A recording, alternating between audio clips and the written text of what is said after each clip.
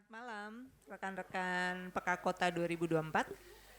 Kita boleh merapat agak mendekat ke depan. Bagi teman-teman yang masih terlalu posisinya di luar, boleh mendekat. Masih ada ruang di depan.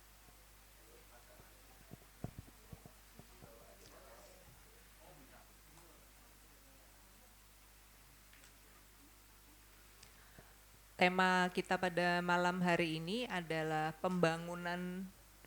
perencanaan pembangunan partisipatif yang akan dibawakan oleh Ibu Mila Karmila. Sebelumnya saya akan perkenalkan Ibu ya, melalui riwayat hidup yang sudah masuk ke kami. Rekan-rekan semua, saya minta untuk lebih fokus lagi. Kita mulai sesi kita kedua. Ya, terima kasih. Saya akan bacakan kurikulum vitae dari Ibu Mila Karmila, narasumber kita pada malam hari ini. Ibu Mila menyelesaikan S1-nya di Fakultas Teknik Sipil UII Yogyakarta, S2 pada Magister Perencanaan Kota dan Daerah di UGM Yogyakarta, S3 pada jurusan Arsitektur dan Perencanaan UGM Yogyakarta. Sejak 1998 hingga saat ini menjadi staf pengajar di Prodi Perencanaan Wilayah dan Kota Unisula, Universitas Islam Sultan Agung Semarang. Ibu Mila pernah menjabat sebagai Sekretaris Wilayah Koalisi Perempuan Indonesia Wilayah Jawa Tengah periode 2008 hingga 2012. Ibu Mila ini banyak sekali terlibat dalam advokasi ekologi, kegiatan yang berurusan dengan masalah-masalah lingkungan di Semarang. Jadi jika kita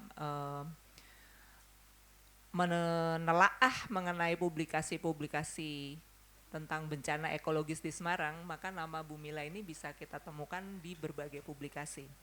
Antara lain, kerja-kerja Bu Mila dipublikasikan dalam buku Malih Dadi Segoro, Krisis Sosial Ekologis Pesisir Semarang Demak yang terbit 2020. Kemudian bersama dengan Histeria, Ibu Mila juga menulis Udan Salah Mongso. Ini proyek atau buku, Ibu? Buku ya. Ada proyeknya juga nih, Udan Salah Mongso 2021. Kemudian ada penelitian postdoktoral UGM, judulnya Rob dan Penurunan Muka Tanah dilihat dari perspektif ekofeminis, studi kasus pesisir Semarang dan Demak. Jadi dari berbagai publikasi ini memang kita bisa melihat ketertarikan Bu Mila ini fokusnya pada kasus-kasus ekologis dan kaitannya dengan air. Jadi teman-teman akan bisa nanti yang memiliki ketertarikan yang sama dengan Ibu Mila akan bisa berdiskusi lebih lanjut lagi, baik dalam kelas ini menyiapkan pertanyaan-pertanyaan atau pasca kelas bisa berdiskusi lebih dalam lagi dengan Ibu Mila. Saya akan beri kesempatan kali ini pada Ibu Mila untuk memulai paparannya. Silakan Ibu. Ya, Bismillahirrahmanirrahim. Assalamualaikum warahmatullahi wabarakatuh. Selamat malam semuanya. Masih sehat? Udah makan ya? Oh, udah makan. Oke, sudah hari keberapa ya? Sekolahnya, sekolah. Hari keempat ya? Berarti pengetahuannya udah banyak kali ya? Nah, ini insya Allah gitu ya. Tapi kan prosesnya pengendapan ya, nggak bisa langsung kemudian diaplikasikan. Oke. Nah ini terkait perencanaan partisipatif dari kelas ini atau dari siswa yang basicnya perencanaan ada nggak? Ada 2 mahasiswa saya. Yang nggak mahasiswa saya aja. Dari perencanaan mana? Dari perencanaan? Dari perencanaan di luar mahasiswanya Bu Mila, ada nggak? Ada nggak? Dari mana Mbak? Oh sipil, wah abot. Saya juga sipil dulu. S1 saya sipil di UII. Ya, ya. Yang lainnya? Yang lainnya? Oh, arsitektur. Oke, arsitektur. Undip? Oh, UIN. Oke. Yang lain? Yang sosial-sosial? Sastra. Sastra. Hah? Enggak ada social sign? Kenapa bisa? Enggak berhasil berarti kono. Oke, oke. Nah, perencanaan. Nah, yang paling mudah itu kira-kira kalau kita bicara perencanaan apa sih? Oh, ya oke. Yang direncanakan apalah kira-kira? Misalnya mau merencanakan pernikahan lah kira-kira gitu ya. Yang paling gampang. Bagaimana merencanakan pernikahan kira-kira? Hah? Wah harus, berarti kalau nyari cowok tuh visi misinya apa dulu mas? Berarti gitu ya kalau kira-kira ya. Kalau mau nanting cowok itu visinya apa? Wah berat banget gitu ya. Berarti dia harus buat visi dulu sebelum melamar atau meminang gitu. Nah, tapi memang perlu perencanaan karena kalau kita tidak punya perencanaan ya pasti kesedangkan nggak usah lah. Kita mau ke sini saja ke tempatnya Mas Adin ke Stonen kita juga akan saya mau lihat mana ya? Oh saya mau lewat jalannya yang panjang muter-muter dan itu kan juga rencana. Oh saya mau lewat jalan yang cepat sampai nggak macet dan sebagainya itu juga rencana. Jadi perencanaan itu adalah bagaimana proses menentukan tujuan, merumuskan tujuan dengan cara yang tepat, dengan cara yang cepat, dengan biaya yang tidak besar. Kan itu kan perencanaan kira-kira ya. Nah, apa itu perencanaan mungkin ini? Kecepatan. Nah, ini kira-kira partisipasi. Kalau itu perencanaan tadi ya, kita bicaranya tentang perencanaan. Jadi ada suatu proses untuk sampai kepada tujuan, membuat suatu target atau tujuan dengan cara yang cepat, dengan cara yang mudah, dengan biaya yang tidak mahal. Kan itu kan perencanaan. Walaupun nanti kalau kamu baca buku, entah bukunya siapa ya, saya agak lupa itu. Di sana definisi perencanaan itu cukup banyak, bisa dicari gitu. Punyanya Giddens siapa lupa saya. Nah, itu dia menyebutkan definisi perencanaan itu cukup banyak. Itu. Kemudian karena kita berkait dengan partisipasi gitu kira-kira. Ini partisipasi. Sebelum ini dibacalah. Kira-kira dalam bayangan teman-teman ini apa sih partisipasi? Enggak usah dibaca judulnya sik we. Kowe. Kira-kira partisipasi itu apa? Keterlibatan. Keterlibatan ya. Terlibat itu gimana? Apakah cuma begini aja berterlibat gitu? Berdekatankah, terlibatkah gitu kira-kira? Mempunyai peran gitu ya, mempunyai peran. Jadi tidak hanya secara fisikal gitu, tapi memang dia berniat kemudian mempunyai tujuan untuk partisipasi.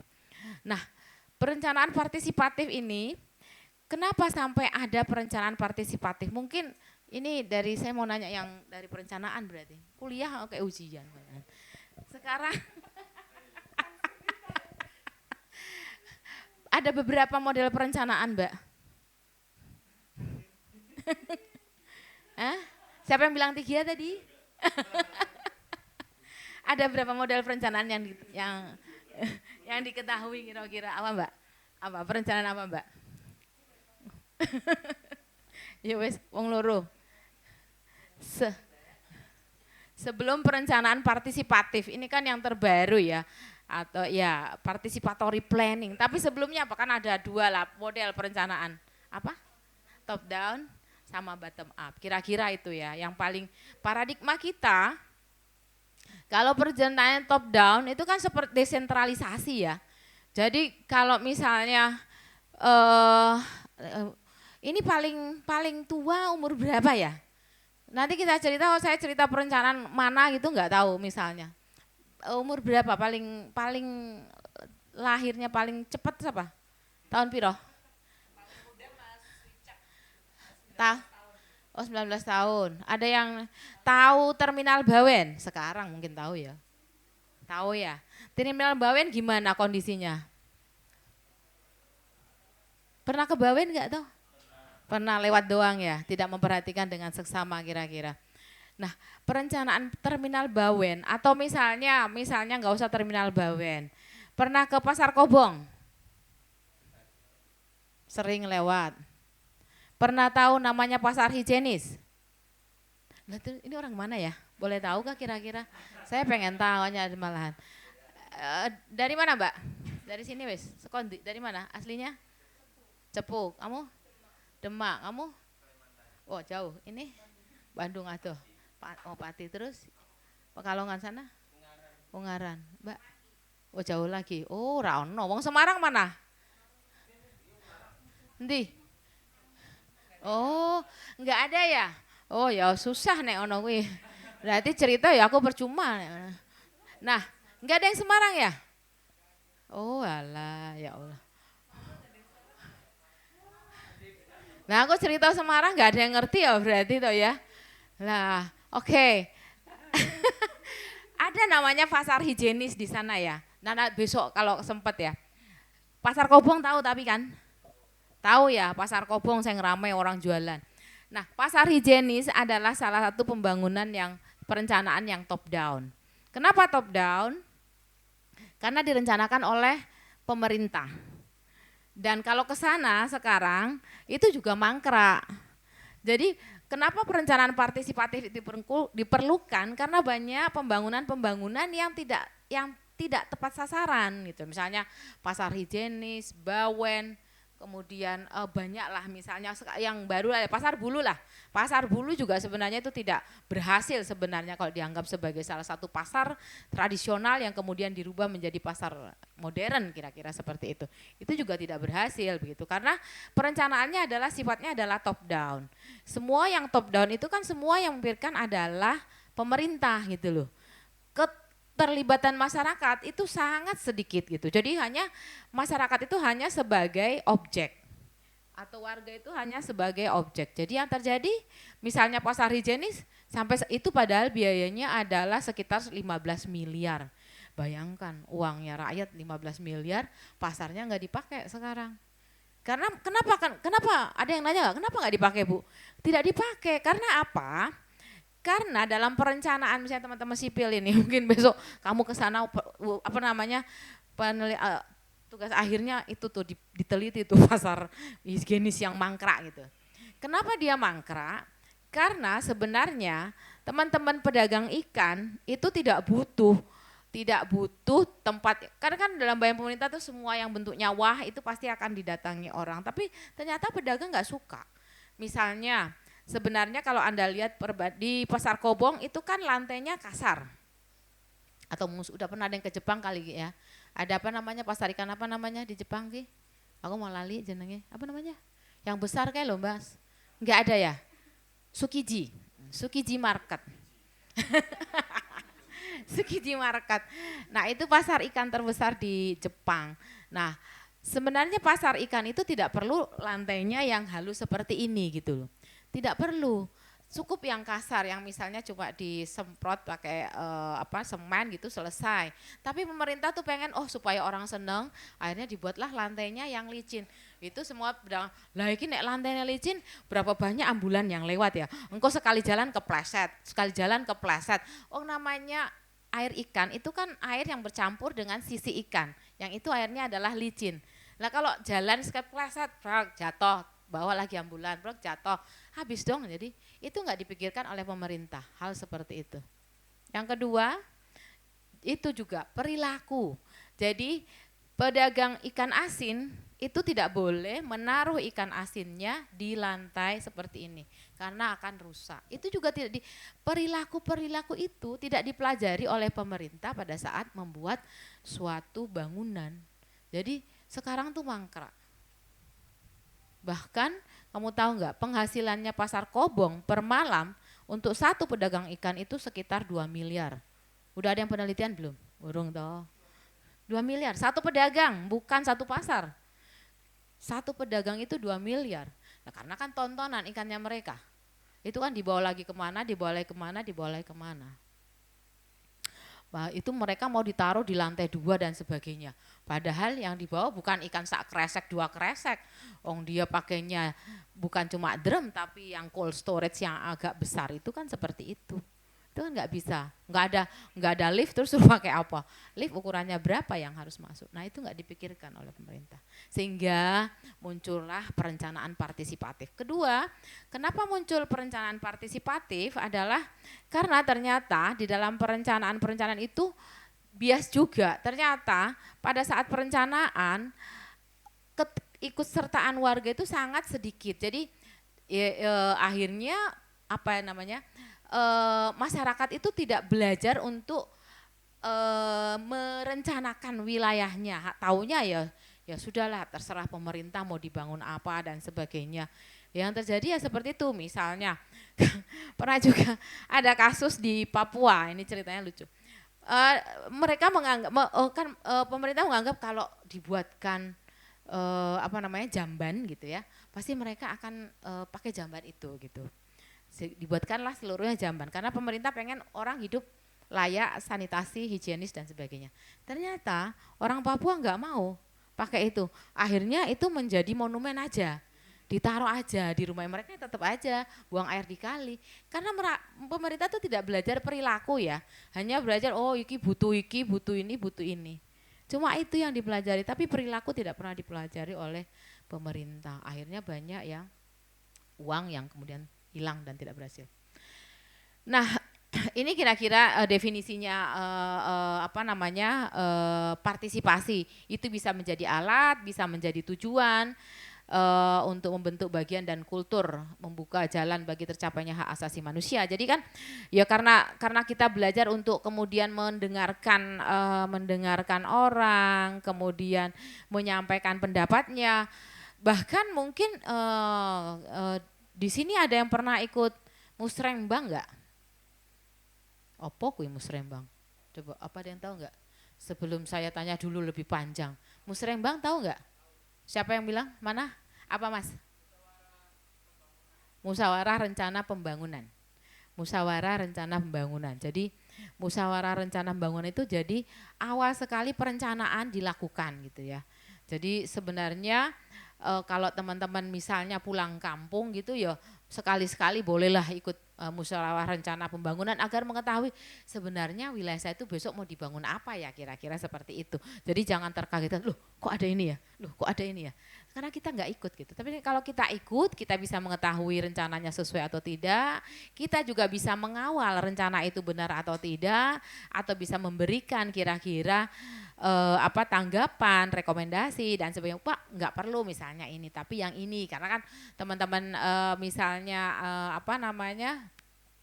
yang dari pendidikan mungkin bisa lebih dihargai daripada yang mungkin tidak mungkin, itu kan begitu sebenarnya di kita kan masih seperti itu gitu ya. Nah, pengembangan masyarakat selalu berupaya memaksimalkan partisipasi untuk tujuan orang dalam masyarakat terlibat aktif kira-kira ya. Jadi ada keterlibatan di situ ya. Kemudian bisa menumbuhkan kesetaraan. Nah, yang kesetaraan itu juga masih menjadi hal ya di kita. Itu hubungannya juga SDGs kalau kita bicara tentang gender gitu, karena kesetaraan itu tapi bukan hanya gender ya, gender, kelas, race dan sebagainya itu kan juga terkait dengan kesetaraan. Kita melihat Jawa dengan non Jawa, kemudian laki-laki perempuan, misalnya itu kan ras, kelas, agama dan sebagainya. Jadi kesetaraan itu bisa di situ. Nah, ini yang kemudian kita hilangkan dengan partisipasi, perencanaan yang partisipatif gitu loh. Jadi suara-suara teman-teman perempuan itu juga harus didengarkan. Tapi karena kita hidup di zaman yang 32 tahun yang sudah dininabobokan dengan semuanya top down, jadi untuk merubah mindset itu kemudian mencoba berpikir itu juga tidak mudah gitu ya. Teman-teman kepala desa, kemudian juga ibu-ibu dan sebagainya. Jadi kalau misalnya Anda lihat di desa itu, kalau bapak-bapaknya yang ngomong, ibu-ibunya, iya ibu benar itu dan sebagainya. Padahal mungkin saja suaranya ibu-ibu lebih benar malahan karena mereka lebih dekat dengan situasi dan kondisi misalnya seperti itu. Tapi karena polanya sudah patriarki, jadi kalau bapak-bapak yang ngomong itu kemudian ibu-ibu mantuk-mantuk ya udah dianggap benar begitu ya, sudahlah yang terjadi seperti itu. Nah, itu yang kemudian perlu dirubah. Nah, ini partisipasi bisa sebagai alat dan bisa juga sebagai tujuan kan gitu ya. Implikasinya adalah pada penggunaan tujuan dan sasaran yang telah ditetapkan. Jadi harus ada sasaran yang bisa diterapkan dalam mencapai perencanaan yang sesuai dengan yang kita inginkan. Kemudian upaya pemanfaatan sumber daya. Jadi pada saat kita melakukan perencanaan partisipatif itu juga tidak mudah ya, karena dari awal kan mereka sudah biasa sudah biasa diberi gitu ya. Kemudian mencoba merubah mindset bahwa mereka punya sumber daya, mereka ada, itu juga tidak mudah gitu loh. Dia menganggap kita nggak punya, kita butuh bantuan, kita butuh ini, padahal sebenarnya mereka punya ya. Mereka menganggap bahwa mereka tuh nggak punya gitu loh. Karena memang 32 tahun ya dari zaman Orde Lama. Kemudian baru yang setelah Habibie, kemudian Gus Dur dan sebagainya ada perubahan dan sebagainya. Iya, tapi awal-awalnya kan semuanya dipikirkan oleh pemerintah pusat, walaupun sedikit demi sedikit kita sudah juga mengarah ke sentralistik kembali. Jadi dari yang awalnya sentralistik, kemudian desentralisasi, sekarang balik lagi ke sentralistik. Ada nggak bisa ngasih contoh kira-kira bentuk sudah sentralistik seperti apa kira-kira? Ada nggak yang bisa ngasih contoh? Kita sudah mulai ke arah sentralistik lagi. Ada? Bisa ngasih contoh? Dari hukum ada dari hukum? Nggak ada. Oh, nggak ada social sign ya. Duh, yang bicara kebijakan nggak ada juga. Nggak ada. Oh, nggak ada. Undang-undang Cipta Kerja. Undang-undang Cipta Kerja ada yang mengkritisi nggak?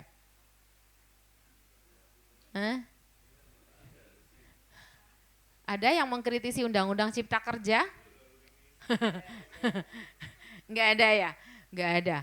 Nah, Undang-Undang Cipta Kerja itu salah satu alat yang kemudian merubah hampir, ya memang banyak sih sebenarnya Undang-Undang Cipta Kerja itu kemudian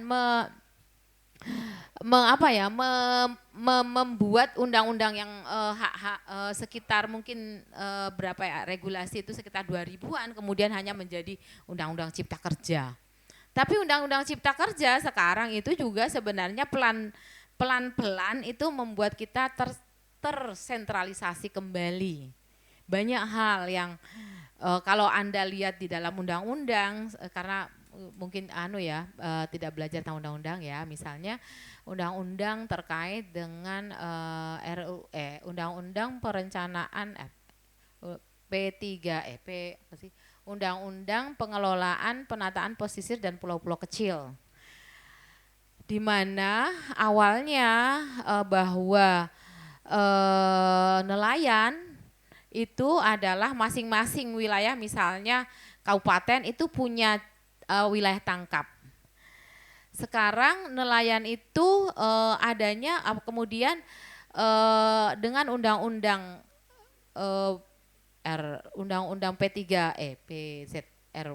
lupa lah saya. Undang-undang tersebut kemudian menyebabkan nelayan itu tidak punya wilayah tangkap untuk di kabupaten dan kota, tapi wilayah tangkapnya kemudian ada di provinsi. Lucunya provinsi itu kan tidak punya wilayah sebenarnya. Wilayah provinsi mana? Enggak ada kan? Kan yang ada misalnya provinsi itu kan kumpulan dari kabupaten dan kota.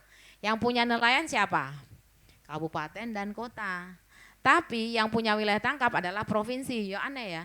Udah itu satu. Kemudian yang kedua, Undang-Undang Minerba. Apa itu Minerba? Apa? Mineral batuan. Nah, itu juga sama. ya batu-batu lah. Undang-Undang Minerba juga dalam Undang-Undang Cipta Kerja itu kemudian ditarik ke provinsi. Padahal yang punya wilayah adalah kabupaten kota. Agak aneh jadinya ya. Yang punya wilayah adalah kabupaten kota, tapi yang mengeluarkan izin adalah provinsi. Misalnya kasusnya Wadas, kasusnya Kendeng dan sebagainya, itu adalah bagaimana itu semua tersentralisasi gitu loh. Terus ini kalau misalnya bicara undang-undang tata ruang lagi juga sama. Saya nggak mau belajar, saya nggak bahwa itu juga terjadi, bahwa pada saat perencanaan tata ruang, apabila kabupaten kota tidak bisa menyelesaikan rencana detail, rencana tata ruang kota selama misalnya waktu yang ditentukan 8 bulan, maka akan dikeluarkanlah perkada oleh pemerintah pusat. Itu sebegitu, itu sentralistik lagi. Jadi banyak hal yang kemudian kembali ke sentralis, tapi pelan-pelan, pemerintah ki yo pinter kok. Tidak sekaligus disampaikan bahwa terjadi sentralistik, tapi pelan-pelan dan terjadi gitu loh. Tapi kita mungkin tidak merasa ya kali ya bahwa banyak hal yang kemudian sudah mulai ditarik ke pusat kembali terkait regulasi-regulasi tersebut gitu. Jadi kita punya wilayah, misalnya kita punya tambang, tapi tidak bisa kita apa-apakan. Nah, karena yang memberi izin adalah provinsi. Nah, misalnya kasus apa tuh, mana tuh? Galian tambang misalnya seperti itu. Galian tambang dampaknya ke masyarakat gitu ya. Tapi masyarakat mau komplain kemana? Ke kota? Kota, oh saya nggak punya wewenang untuk memberikan sanksi, yang memberikan sanksi provinsi. Kan panjang banget, kasihan kan jadi. Itu yang terjadi. Jadi seperti itu. Kemudian ini adalah sebagai itu alat. Kemudian ada tujuan, berupaya memberdayakan rakyat untuk berpartisipasi dalam pembangunan mereka sendiri secara lebih berarti. Ya, itu harusnya kan seperti itu, bahwa mereka memikirkan wilayahnya masing-masing, kemudian juga berpartisipasi, tapi ya itu tadi karena 32 tahun dininabobokan dengan berbagai cara agar mereka kemudian terninabobokan dan kemudian pelan-pelan itu mendapatkan dampak, itu yang terjadi. Jadi tidak mudah juga ya, berupaya menjamin peningkatan misalnya peran rakyat ya, meningkatkan peran masyarakat itu ya, sedikit demi sedikit haruslah. Kira-kira seperti itu. Nah, kemudian ini mungkin kalau kita mau melihat misalnya nanti ada yang penelitian terkait dengan sebenarnya perencanaan kita tuh masuk tangga yang mana gitu. Ini yang sering dipakai adalah punyanya Einstein, walaupun mungkin ada bentuk-bentuk atau tingkat-tingkat partisipasi yang lain, tapi yang paling sering itu yang dipakai adalah punyanya Einstein gitu ya. Jadi misalnya apakah perencanaan kita sudah benar-benar citizen control gitu, misalnya sudah benar-benar yang saya rencanakan saya bangun sesuai dengan yang dilakukan gitu. Tapi apakah seperti itu kira-kira? Nah, ini yang kita bangun, ini yang kita dorong. Tapi memang tidak mudah ya, sedikit demi sedikit, karena kan kalau untuk skala luas juga masih ada keterlibatan pemerintah pusat, dan itu juga tidak mudah begitu. Karena kan satu sisi misalnya saja ya perencanaan tata ruang misalnya, pemerintah itu mengatakan oh ya sudah ada partisipasi masyarakat di mana ya, kita udah ngundang konsultasi publik, yang diundang siapa, yang diundang ya dipilih, ternyata yang diundang itu yang dipilih gitu ya adalah mungkin yang celananya warnanya kaki gitu kira-kira ya, yang warnanya kaki gitu kan. Oh ya Pak Kepala Desa udah hadir kok.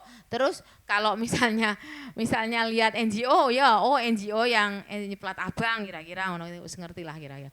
Jadi yang sudah dipilih gitu kira-kira. Tapi kalau benar-benar misalnya kayak kemarin saja saya waktu itu, saya bilang sama Walhi, bilang sama LBH, itu loh ada konsultasi publik tuh RDTR Genuk dan RDTR lupa saya, Semarang Tengah.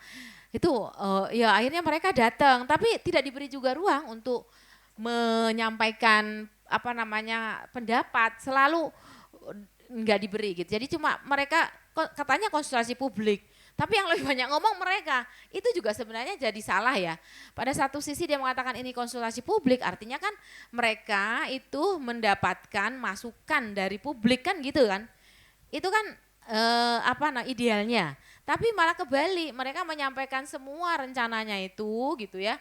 Terus cuma dikasih sedikit sekali waktu untuk menyampaikan masukan.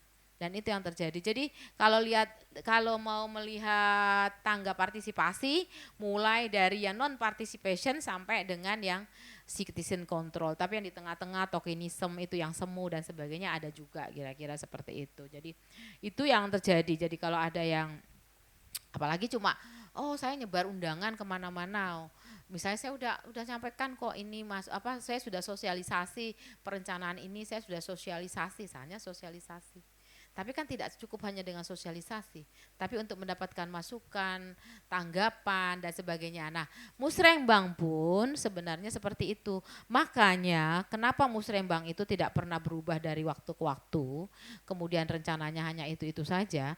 Karena pertama, waktu untuk menyampaikan pendapat, usulan dan sebagainya itu sudah dibatasi gitu loh. Hanya diberi waktu misalnya akan dimasukkan usulan ini ke tingkat yang lebih tinggi, misalnya dari kelurahan, kecamatan, kota, kabupaten, provinsi, nasional gitu. Sekarang ini bulan apa nih? Mei ya? Mei besok ya, Mei ya. Mei, udah bulan Mei. Ini sedang proses perencanaan musrembang di tingkat kelurahan. Nah, itu kan berarti semua wilayah itu melakukan musyawarah rencana pembangunan desa. Tapi waktunya juga agak singkat karena misalnya diberi waktu cuma 1 minggu untuk mendapatkan usulan. Itu yang kemudian membuat masyarakat juga seringkali males gitu loh karena waktunya terlalu pendek. Kemudian kadangkala usulan kalau tidak dikawal itu bisa saja hilang di tengah jalan karena cukup banyak. Jadi model-model pengawalan ini penting ya. Kalau kita mau mengikuti proses perencanaan, kita harus siap untuk lelah lah, kira-kira seperti itu. Kalau enggak mau lelah, enggak mau frustasi ya enggak bisa. Karena kita yang dihadapi itu bukan satu, tapi institusi gitu ya. Institusi itu, departemen, kemudian kantor, dan itu kan tidak cukup hanya sekali datang kita selesai, itu harus berkali-kali. Nah, kalau saya bercerita tentang Tambak Rejo, ada yang tahu? Aduh, aku nek cerita kamera saya ngerti ya. Tahu. Apa saya mbok tahu? Coba ceritakan. Terus apa lagi? Ikan. Oke, terus apa meneh? Kampung nelayan. Terus apa lagi?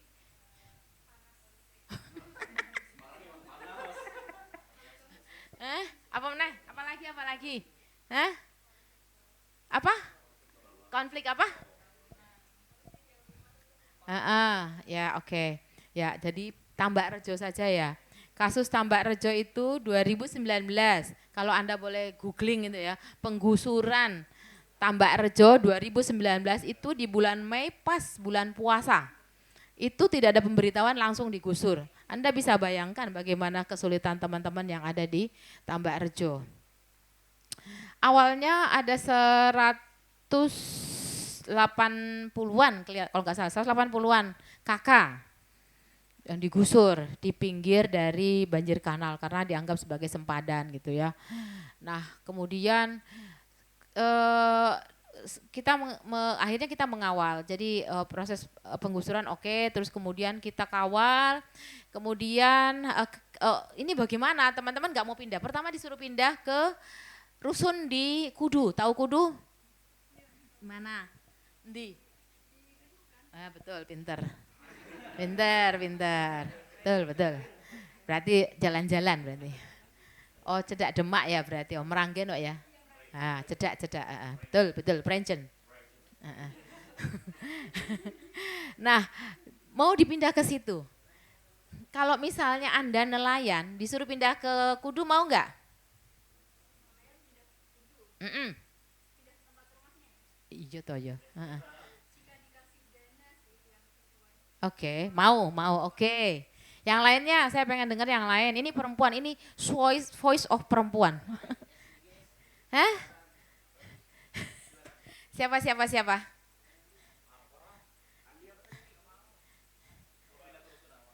Ya, ke Rusunawa. Mau kalau dikasih uang, tadi kalau dikasih uang mau pindah ke Rusunawa? Kenapa? Mana yang bilang? Jauh dari pesisir. Kenapa kalau jauh dari pesisir kenapa? Hilang mata pencahariannya ya. Jadi walaupun dikasih duit, tapi kalau jauh dari mata pencaharian pasti tidak akan bisa. Akhirnya mereka kita kawal, kita minta mereka enggak, kalau yang pindah yang sudah pindah oke lah silahkan, tapi yang tetap bertahan yang kita dampingi 97 kakak gitu ya, 97 kakak. Akhirnya dapatlah bedeng, 3 bedeng. Tahu bedeng toh? Huntara lah. Tahu kan bedeng? Jadi bedeng itu ukuran, saya nggak tahu ukuran, tapi bentuknya adalah 97 kakak, itu 3 bedeng. Padahal di dalam bedeng itu nggak ada sekat-sekat, bayangkan aja sendiri 97 dibagi 3 kira-kira 30-30 atau 33-33 kakak gitu. Dalam satu ruangan yang ukurannya berapa gitu, satu kontainer kalau nggak salah. Jadi ada 3 kontainer. Nah itu mereka hidup berapa lama di sana? 1,5 tahun. 1,5 tahun hidup dalam kondisi di bedeng. Bisa dibayangkan bagaimana kesulitan mereka secara banyak hal ya, sosial, kemudian psikologis gitu ya. Bagaimana kira-kira? Kemudian itu kamar mandi cuma ada berapa. Tapi ya mereka harus di sana kalau mau bertahan gitu kan. Kalau mau pindah disediakan di Kudu, tapi kalau mereka mau bertahan ya sudah oke. Terus kita kawal terus. Dalam prosesnya kemudian pemerintah Perkim minta kami untuk mendesainkan rumah nelayan. Menurut Anda rumah nelayan dengan rumah masyarakat umum sama enggak? Apa bedanya? Pokoknya beda weh. Kan nelayan dan umum beda ya, jadi beda gitu. Tapi apa kira-kira beda nih? Kalau boleh tahu, ada yang nelayan enggak sini? Orang tuanya. Nelayan mana? Nelayan Rembang kayak pati, bukan nelayan? Oh petani, oke petani. Nelayan nggak ada ya? Nah nelayan itu kan berbeda dengan masyarakat umum. Sehingga waktu itu kita tanyakan, sebenarnya nelayan itu butuhnya apa gitu? Oh ya butuhnya rumah. Jadi bayangkan saja ternyata ada satu kakak itu 9 keluarga. Kebayang nggak sih? Satu kakak 9. Lah itu terus ukuran rumah piro yo yang kita bangun gitu ya. Kalau untuk memasukkan satu kakak gitu ada yang 9. Paling kan tanya paling sedikit berapa satu kakak 9? Aduh 9. Ini kan susah banget padahal tanahnya yang diberikan itu kecil. Nah kan akhirnya kita model dengan 2 lantai ya. Karena kan untuk masukkan 9 dengan 1 lantai. Bayangkan kalau misalnya Anda lihat teman ini sipil nih. Kamu tahu berapa rumah sehat ukuran satu orang itu harus berapa meter persegi? Rumah sehat. Piro? Oh iya cocok. Per orang itu 9 meter persegi. Itu untuk layaknya. Bayangkan. Per orang itu 9. Jadi kalau misalnya 9 orang kan berarti kan 81 meter persegi kan harus itu. Itu baru 1 orang belum dia untuk WC dan sebagainya gitu loh. Kan harus disediakan lah paling enggak WC. Jadi minimal 81 meter persegi. Padahal tanah itu kecil di sana. Jadi ya udah kita bangun dengan 2 lantai waktu itu. Terus kebutuhannya apa Pak? Tempat untuk naruh jaring. Ya berarti kan ada tempat untuk naruh jaring. Tempat untuk naruh blung. Oh ya tempat untuk naruh blung dan sebagainya ya. Sebagai itu sudah kita desainkan. Majulah kami ke Perkim gitu ya, Perkim Kota Semarang. Wah, udah kita paparan dan sebagainya. Ujung-ujungnya ternyata punya kita tidak dipakai. Karena dianggap dananya enggak ada. Nah, ya sudahlah, akhirnya yang masuk adalah konsultannya pemerintah gitu kan. Ya apa boleh buat kan begitulah kira-kira konsultan pemerintah lah yang masuk dan jadinya bangunannya ya sama jadi bangunan yang sangat umum gitu ya pokoknya ada ukurannya 6x7 kemudian ada satu kamar mandi dan sedikit teras gitu itu yang terjadi. Nah akhirnya tapi apa boleh buat ya karena masyarakat tetap menerima walaupun dengan seperti itu ya sudah diterima maka di tahun 2021 proses pemindahan itu terjadi. Itu juga dengan pengawalan. Jadi pada saat paparan disampaikan kita juga ikut gitu loh. Nah itu yang terjadi. Jadi artinya memang perlu pengawalan. Kalau kita pengen bahwa kegiatan itu bisa berhasil. Karena kalau tidak dikawal ya pasti hilang di tengah jalan. Ini kira-kira tingkatan partisipasi saja ya. Jadi kalau citizen control itu inisiatif sepenuhnya datang dari warga atau ada yang dari Semarang Barat Mbak Inu. Ada yang tahu kelurahan kok Pedurungan sih? Apa Mbak? Yang dekat situ namanya apa Mbak? Marina itu apa apa kelurahan apa namanya situ? Ya apa namanya kelurahannya?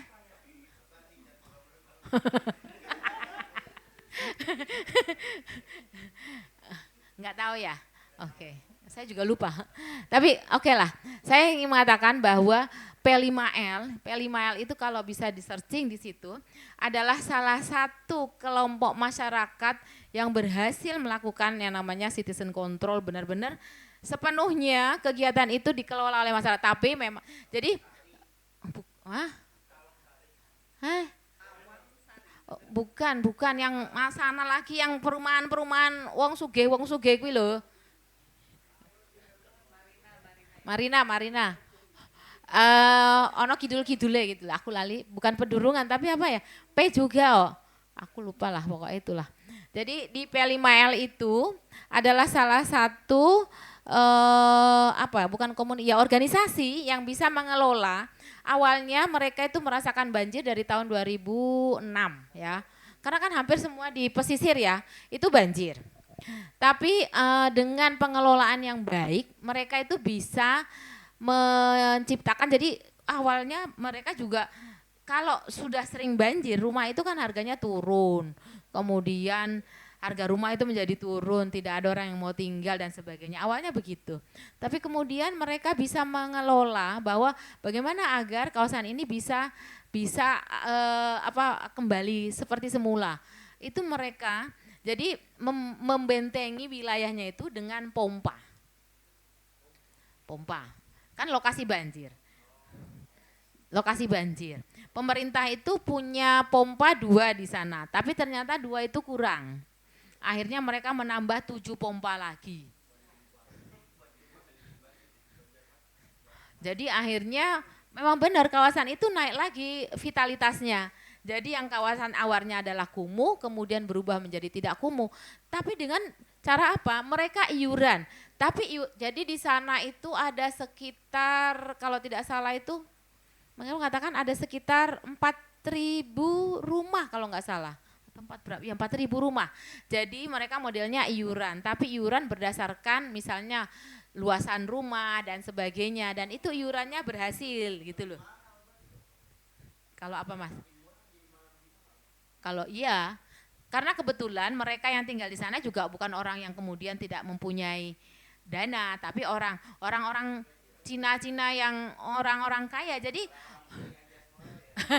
ya kira-kira begitulah. Kan mau-mau aja ya. Tapi walaupun itu tidak berlaku juga ternyata di kawasan sebelahnya Semarang Indah. Semarang Indah sama, orang-orang kaya juga, tapi nyatanya tidak bisa juga membuat seperti itu. Jadi pada satu sisi ada Semarang Indah yang sama-sama orang Chinese dan kaya, dan satunya yang di P5L yang dikelola itu mereka mau sumbangan sesuai dengan ukuran rumahnya dan mereka bisa mengelola. Akhirnya bisa membeli pompa, 7 pompa, bahkan mereka kalau misalnya lihat di dekat saya lupa, pokoknya ada jalan di sana itu ada rumah pompa dengan CCTV. Keren kan? Bukan, karena untuk mengetahui ketinggian air, Mas. Takut dicuri. Karena untuk mengetahui ketinggian air. Jadi itu sampai penjaganya itu, jadi kalau dia lihat CCTV, dia lihat ketinggian airnya sudah tinggi, maka dia harus buka nih pintunya agar dialirkan ke laut. Tapi kalau tidak tinggi ditutup gitu loh. Bahkan ada CCTV di sana. Jadi itu juga bisa. Jadi orang kaya ya boleh gitu loh. Tapi sini Semarang Indah juga ternyata itu juga tidak bisa diduplikasi ke tempat lain ternyata, bahwa pada saat kita bicara tentang perencanaan itu pasti akan ada yang diperlukan adalah leadership, kepemimpinan. Harus ada orang gitu loh. Karena kalau kita cuma bicara perencanaan seperti ini tapi nggak ada leadershipnya, nonsen, nggak bisa. Tidak bisa. Jadi harus ada itu juga gitu loh. Karena kan tidak akan mungkin. Ini adalah kira-kira tingkatan saja ya, next saja lah, nggak perlu. Ini mengapa perlu pendekatan tadi sudah disampaikan ya, karena pergeseran paradigma tadi kan, bahwa dari yang top down, bottom up itu semuanya dari bawah, malah kebalikan dari top down. Tapi karena masyarakat kita sudah lama dininabobokan, suruh berpikir itu abot gitu loh. kon mikir ke wilayah opo yo mau dibangun neng kene kan rak mudeng.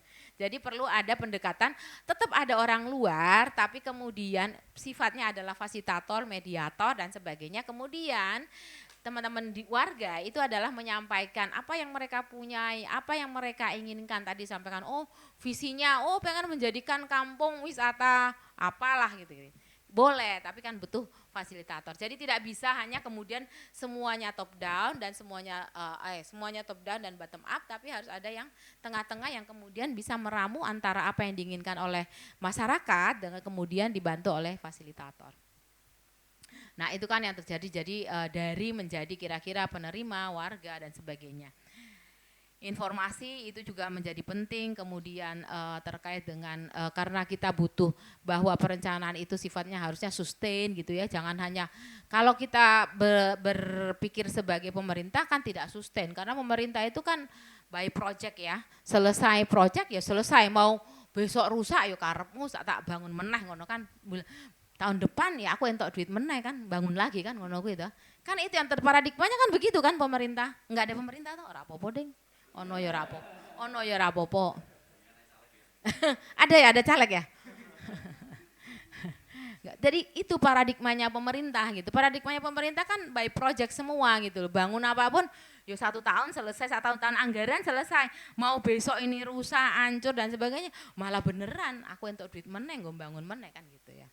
Enggak akan berpikir bahwa ini sustain, enggak perlu sustain. Nanti kalau sustain malah entuk duit malahan mereka. Nggak bisa project, membuka banyak alternatif peluang bagian peran untuk efisiensi waktu dan sumber daya ya. Karena misalnya Timbul Seloko, nah iki wong merenjen udah sampai di Timbul Seloko kah mainnya? Paling jauh kemana Mbak di Demak? Oh kemana? Ke Paris? Kemana? Lah ya kemana berarti? Hah? Oh kadowen, mau tengah-tengah juga enggak tadi ya, misalnya Pasar Higienis ya ora, ngono ki enggak. Enggak tahu malahan, oke. Taunya Tembalang malahan ya. Tembalang apa yang ditahui? Yang paling heboh saiki? Hah? Hah? Apa-apa? Oh dom. Wah, dom Moladi ya? Nah, terus sebabnya apa di sana kono? Masalahnya apa? Kemacetan. Pasti kemacetan. Terus apa lagi? Gentrifikasi sebenarnya. Tahu gentrifikasi? Dung belajar. nanti kalau tak kasih gentrifikasi nanti lagi belajar. Gentrifikasi itu penting ya. Gentrifikasi itu adalah bagaimana peningkatan dari peningkatan kawasan, tapi satu sisi ada yang diuntungkan tapi ada yang dirugikan gitu loh. Misalnya kampung-kampung di kawasan Tembalang itu mungkin sudah banyak yang hilang sekarang gitu ya. Dengan adanya tol itu kan membelah sebenarnya, membelah sosial budaya masyarakat di sana. Nah itu kan juga dampak dari gentrifikasi, kira-kira seperti itu. Setiap misalnya di UNES juga sama mungkin seperti itu ya, di kawasan lain juga iya. Oke, ini sampai jam berapa ya saya dikasih waktu ya Mbak? Sampai jam 9. Oh jam 9, tadi kita terlambat 30. Oke. Oke, barangkali ada yang mau tanya, saya jam 9 lah, mudah-mudahan selesai ya. Supaya kita bisa mungkin ada yang mau mendalami, ada yang berdiskusi. Wah, kok ireng ya? Kok nggak kelihatan. Oke lah. Partisipasi sebagai pendekatan, metode dan teknik gitu ya. Jadi pendekatan itu adalah nilai-nilainya ya. Terus ada metode. Jadi kemudian ada metode dan ada teknik atau caranya. Nah, cara saya ngomongnya apa ya? Pernah dengar kata PRA, RRA? Apa itu? Participatory Rural Appraisal atau Rapid Rural Appraisal, pernah dengar? Atau bukunya Robert Chamber, pernah tahu?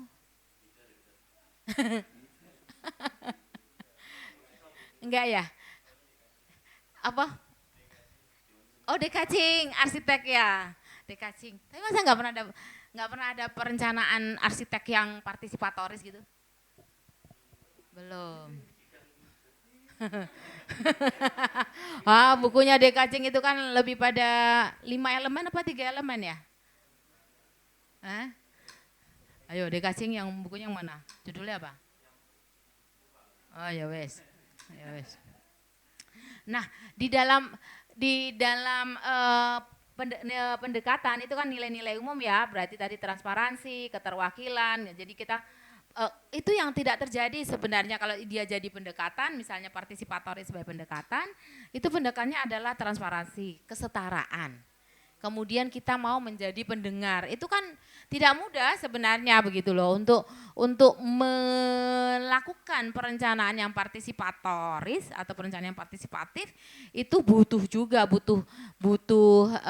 kita harus turun ke bawah gitu ya, karena kalau semuanya dianggap bahwa pemerintah, kemudian teman-teman researcher, scholar, kemudian orang dari perguruan tinggi itu lebih pandai, maka dia tidak akan mendapatkan apa-apa pada saat turun ke lapangan. Karena dia menganggap wah itu kok ngono, tapi harus diam gitu. Bahkan mungkin juga kan benar ya sampaikan Nabi Muhammad, kita harus banyak menjadi pendengar gitu ya. Tidak banyak ngomong kan. Aku ngomong terus ya, berarti aku harus berhenti dong.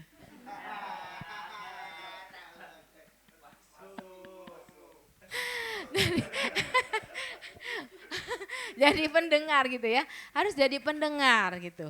Kalau turun, nah ini saya nggak tahu, Mas Adin ada praktek nggak sih perencanaan partisipatoris nih nanti, atau hanya teori ya?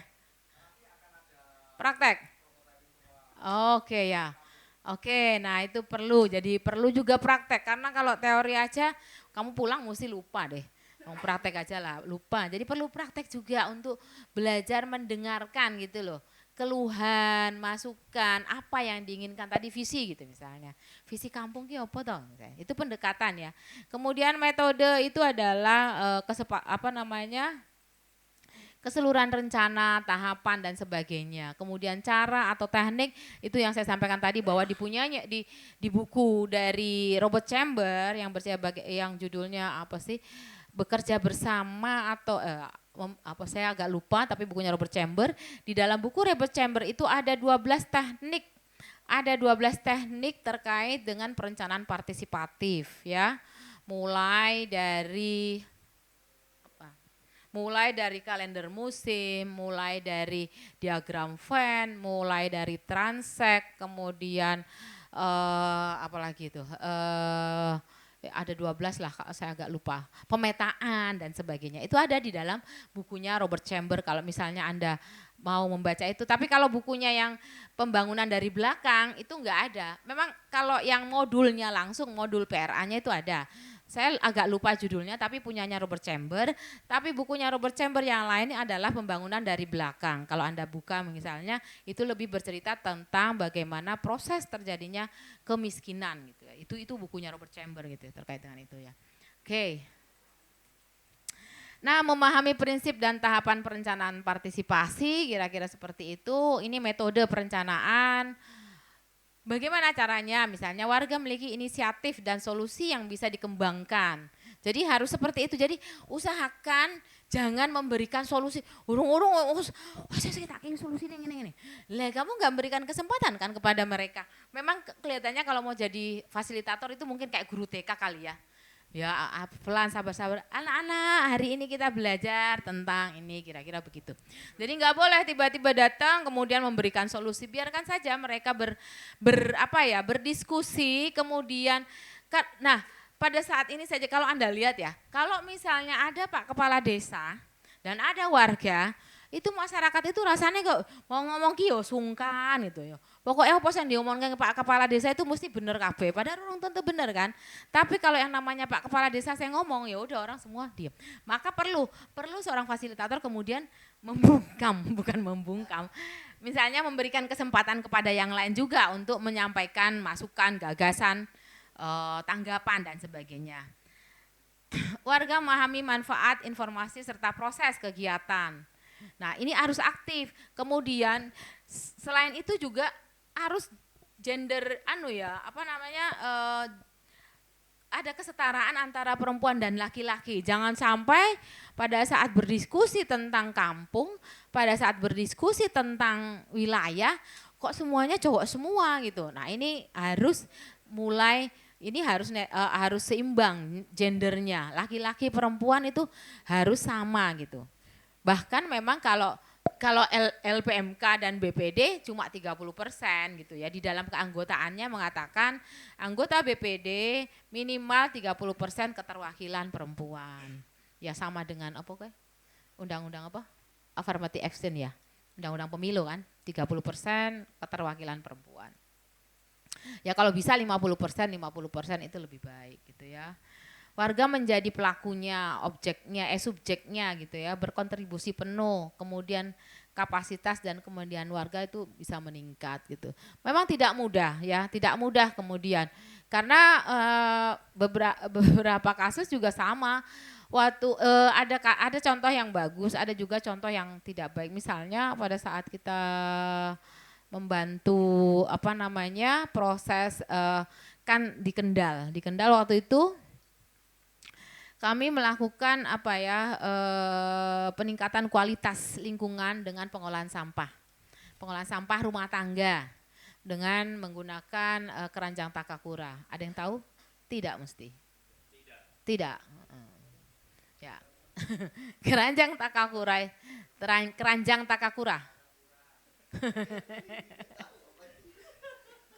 Nah, keranjang Takakura itu kita gunakan karena apa? Karena itu lebih simpel. Kemudian itu ibu-ibu itu kan agak takut yang dengan namanya belatung ya. Jadi kalau misalnya kita gunakan tong gitu ya yang mengeluarkan lindi sampah itu pasti akan ada belatung-belatungnya. Kalau menggunakan keranjang Takakura itu tidak ada belatungnya karena memang sudah diserap oleh kemudian jadi keranjang sampah yang kemudian dilapisi dengan karpet sehingga memang lindi sampahnya itu diserap oleh karpet yang ada di situ. Jadi benar-benar tidak ada lindi dan tidak ada belatung. Jadi seperti itu. Itu dilakukan, tapi ternyata kemudian kami tinggalkan karena kami agak jauh ya, sehingga waktu itu kita evaluasi pada saat ke sana kembali, ternyata keranjangnya ya benar jadi keranjang sampah, bukan jadi keranjang untuk pupuk, jadi keranjang sampah. Jadi kami tinggalkan dan tidak terjadi proses misalnya peningkatan kualitas lingkungan melalui pengolahan sampah rumah tangga, bahkan malah tidak ada yang jadi pupuk malahan. Bahkan keranjang-keranjang yang kami berikan itu kemudian jadi keranjang sampah. Akhirnya ya sudah, ya nggak masalah karena memang begitu yang terjadi karena perlu proses pengawalan. Waktu itu kami tidak mengawal dengan baik ya yang di sana. Nah kemudian di Kemijen, ada yang ke Kemijen? Kemijen, bukan Mijen, Kemijen, tahu? Nggak tahu ya. Kemijen itu di Kaligawe ya.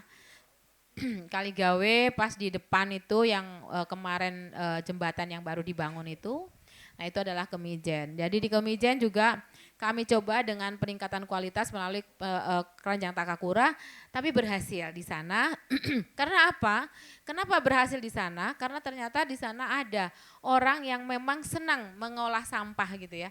Ada ibu-ibu yang suka. Jadi akhirnya terpaculah yang lainnya untuk mengolah sampah dengan baik sehingga keranjang yang kami berikan itu kemudian bisa bertambah dan mereka meminta sekarang kami tidak dilatih lagi membuat sampah, tapi membuat keranjangnya.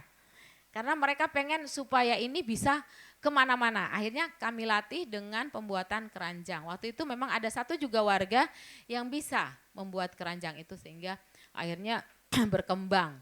Jadi kemudian pupuk itu digunakan untuk membuat urban farming. Urban farming tahu kan ya? Nah, akhirnya urban farming di Kemijen itu bisa berjalan, kemudian karena pupuknya dari keranjang Takakura dan sekarang urban farming. Nah, Pak Puji itu adalah salah satu punya leadership yang bagus di sana karena dia itu tidak orang yang tidak berhenti berpikir. Pokoknya pengen lokasinya itu selalu dalam kondisi yang baik gitu ya. Jadi tidak berhenti berpikir, pokoknya ada ide dia akan menyampaikan gitu ya. Jadi urban farming, kemudian dari urban farming itu dia mencoba bagaimana agar warga mengurangi pengeluaran untuk membeli sayur, membeli cabai dan sebagainya. Dengan urban farming ini mereka ngambil aja tapi mengganti kemudian dengan tanaman yang lainnya.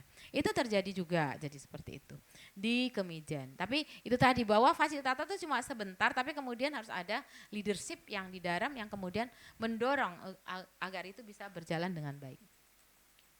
Nah ini tahapan ya analisis. Jadi kalau tahapannya ya kira-kira ini idealnya gitu loh ya.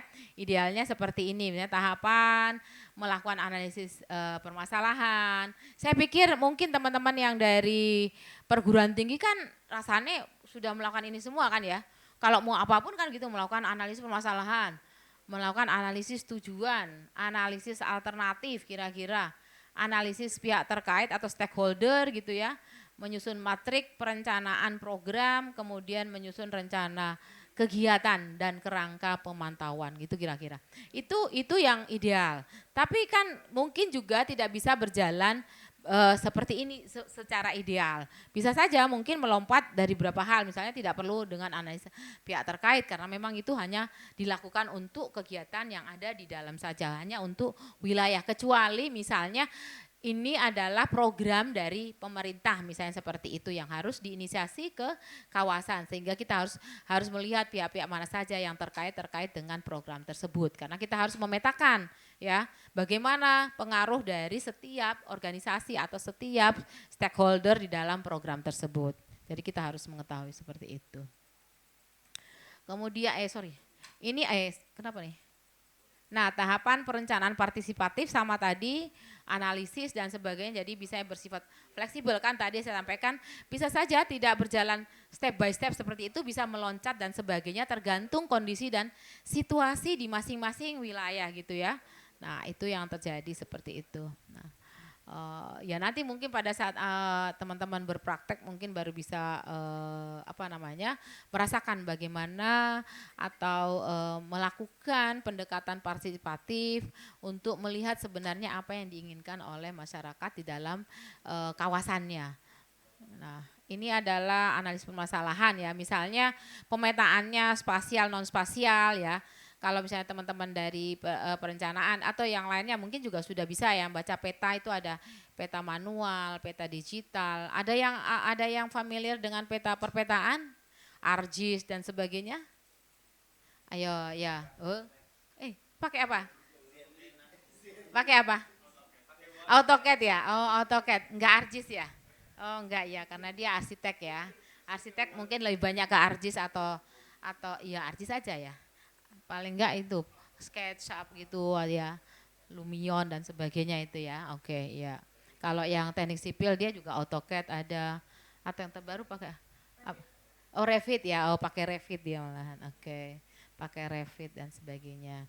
Nah, yang non spasialnya juga kita harus petakan gitu ya, karena non spasialnya juga penting ya, misalnya ekonominya seperti apa, kemudian sejarah kawasan seperti apa, itu penting ya. Gitu misalnya bahkan ya itu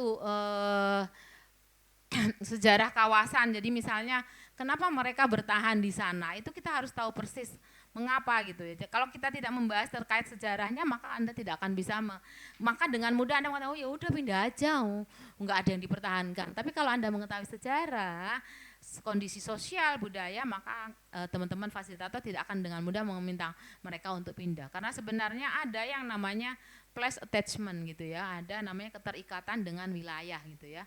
Dan itu sangat besar kelihatannya di Indonesia gitu. Maka belum tentu kalau orang luar melihat mungkin kondisi-kondisi teman-teman yang mungkin ada di entah di kawasan-kawasan yang berada di atas air begitu, mereka akan mengatakan, kan pindah aja udah selesai. Tidak semudah itu sebenarnya, karena mereka akan terikat dengan lokasi. Jadi analisis itu nanti Anda harus memetakan spasialnya seperti apa, non spasialnya seperti apa. Bisa pakai SWOT dan sebagainya. Oke. Ini pemetaan partisipatif, nanti ada tujuan. Nah, kalaupun yang nggak bisa dengan misalnya atau Google Earth sebenarnya bisa ya. Anda semua bisa lah, kalau Google Earth kan tinggal di print selesai, tinggal Anda cetak, kemudian dipetakan mana dan sebagainya, itulah kira-kira. Ada simbol dan sebagainya, tujuan alat dan sebagainya, ya itu ya. Itu kalau nanti pemetaan partisipatif Anda lakukan pada saat Anda ke lapangan. Nah ini kira-kira tujuannya. Mengapa harus pemetaan ya? Karena paling mudah ya, sebenarnya akan mudah.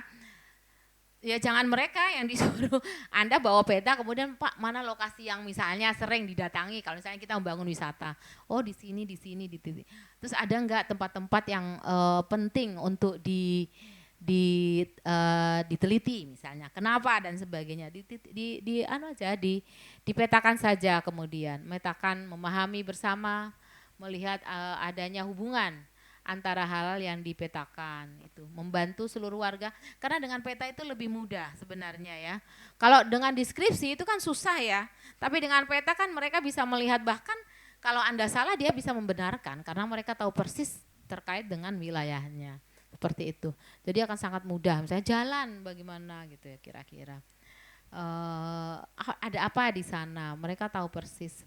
Misalnya oh sana ada kandang, di sana ada apa, dan itu jelas sekali. Ini analisis tujuan gitu ya. Ada 3, pakai melalui perumusan visi, kemudian ada theory of change, kemudian ada result based management. Jadi ada untuk melakukan analisis tujuan ada 3 misalnya.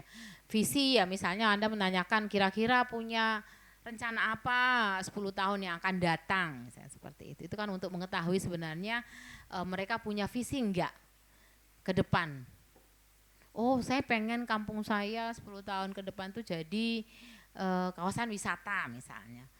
Ya seperti apa ya, yang diinginkan seperti apa. Nah kita kan berarti kalau ingin wisata lah kita memetakan adalah kira-kira yang ada di sini apa yang bisa dikembangkan sebagai wisata. Oh ada embung, oh ada misalnya apa lagi gitu ya, budaya dan sebagainya. Silahkan dipetakan dengan peta itu. Itu kalau perumusan visi. Kemudian ada yang kedua ada theory of change, ini kira-kira jadi kondisi saat ini seperti apa, sumber dayanya ada apa, terus apa yang harus dilakukan, kemudian bisa jangka panjang 10 tahun atau jangka pendeknya 5 tahun. Itu terkait dengan theory of change-nya seperti itu. Itu kalau dia menggunakan theory of change ya. Ini teori ya, tapi harus dipraktekkan juga. Ya. Sampai 10 tahun. Jadi boleh gitu. Misalnya tanyakan kira-kira Bapak mimpinya apa? Misalnya kan mimpi ya, mimpi saya mimpi kawasan desa mau jadi kawasan tadi wisata, misalnya sekarang lagi booming mungkin wisata kira-kira ya. Mau wisata atau misalnya sekarang mau jadi desa cerdas yang sekarang lagi heboh ya. Smart village misalnya. Smart village, mau desa cerdas, kampung cerdas. Oke, ya. Apa yang bisa didorong misalnya kampung cerdas? Potensinya apa gitu. Apa kalau misalnya cerdas kan inovasi saja ya yang bisa kita dorong, misalnya kita berikan inovasi penting, itu sudah menjadi cerdas. Selama itu bisa menjadi lebih baik, lebih mudah dan sebagainya, itu sudah bisa dianggap sebagai inovasi. Ini yang result based management kira-kira seperti itu. Jadi caranya seperti itu untuk melakukan perencanaan partisipatif ya kalau melalui result based management. Nah ini adalah prinsip menjadi fasilitator. Ada nggak sih yang mau jadi fasilitator? Ada nggak? Ada. Jadi menjadi prinsip peran menjadi fasilitator kira-kira seperti apa ya? Oke, ini peran mana dia? Oke. Nah, memunculkan pengetahuan dan gagasan dari anggota kelompok yang difasilitasi. Jadi, nah ini juga tidak mudah karena kan memang perlu perlu banyak berkomunikasi dengan warga gitu loh. Tidak perlu dalam situasi yang formal, dalam situasi informal, cerita-cerita dan sebagainya. Jangan kalau mau ketemu langsung diskusi, enggak. Pokoknya cerita saja lah. Yang dari yang remeh-temeh, jangan yang berat-berat dulu gitu loh. Pak visinya apa Pak? Wah urung-urung wes mumpet deh. Aduh kok abot mentok Mbak cerita. Cerita yang mudah-mudah dulu Pak, gimana kampungnya, kabarnya baik atau enggak, kira-kira masalahnya neng kene apa ya Pak, kan gitu. Jadi enggak tiba-tiba membangun visi ki apa. Jadi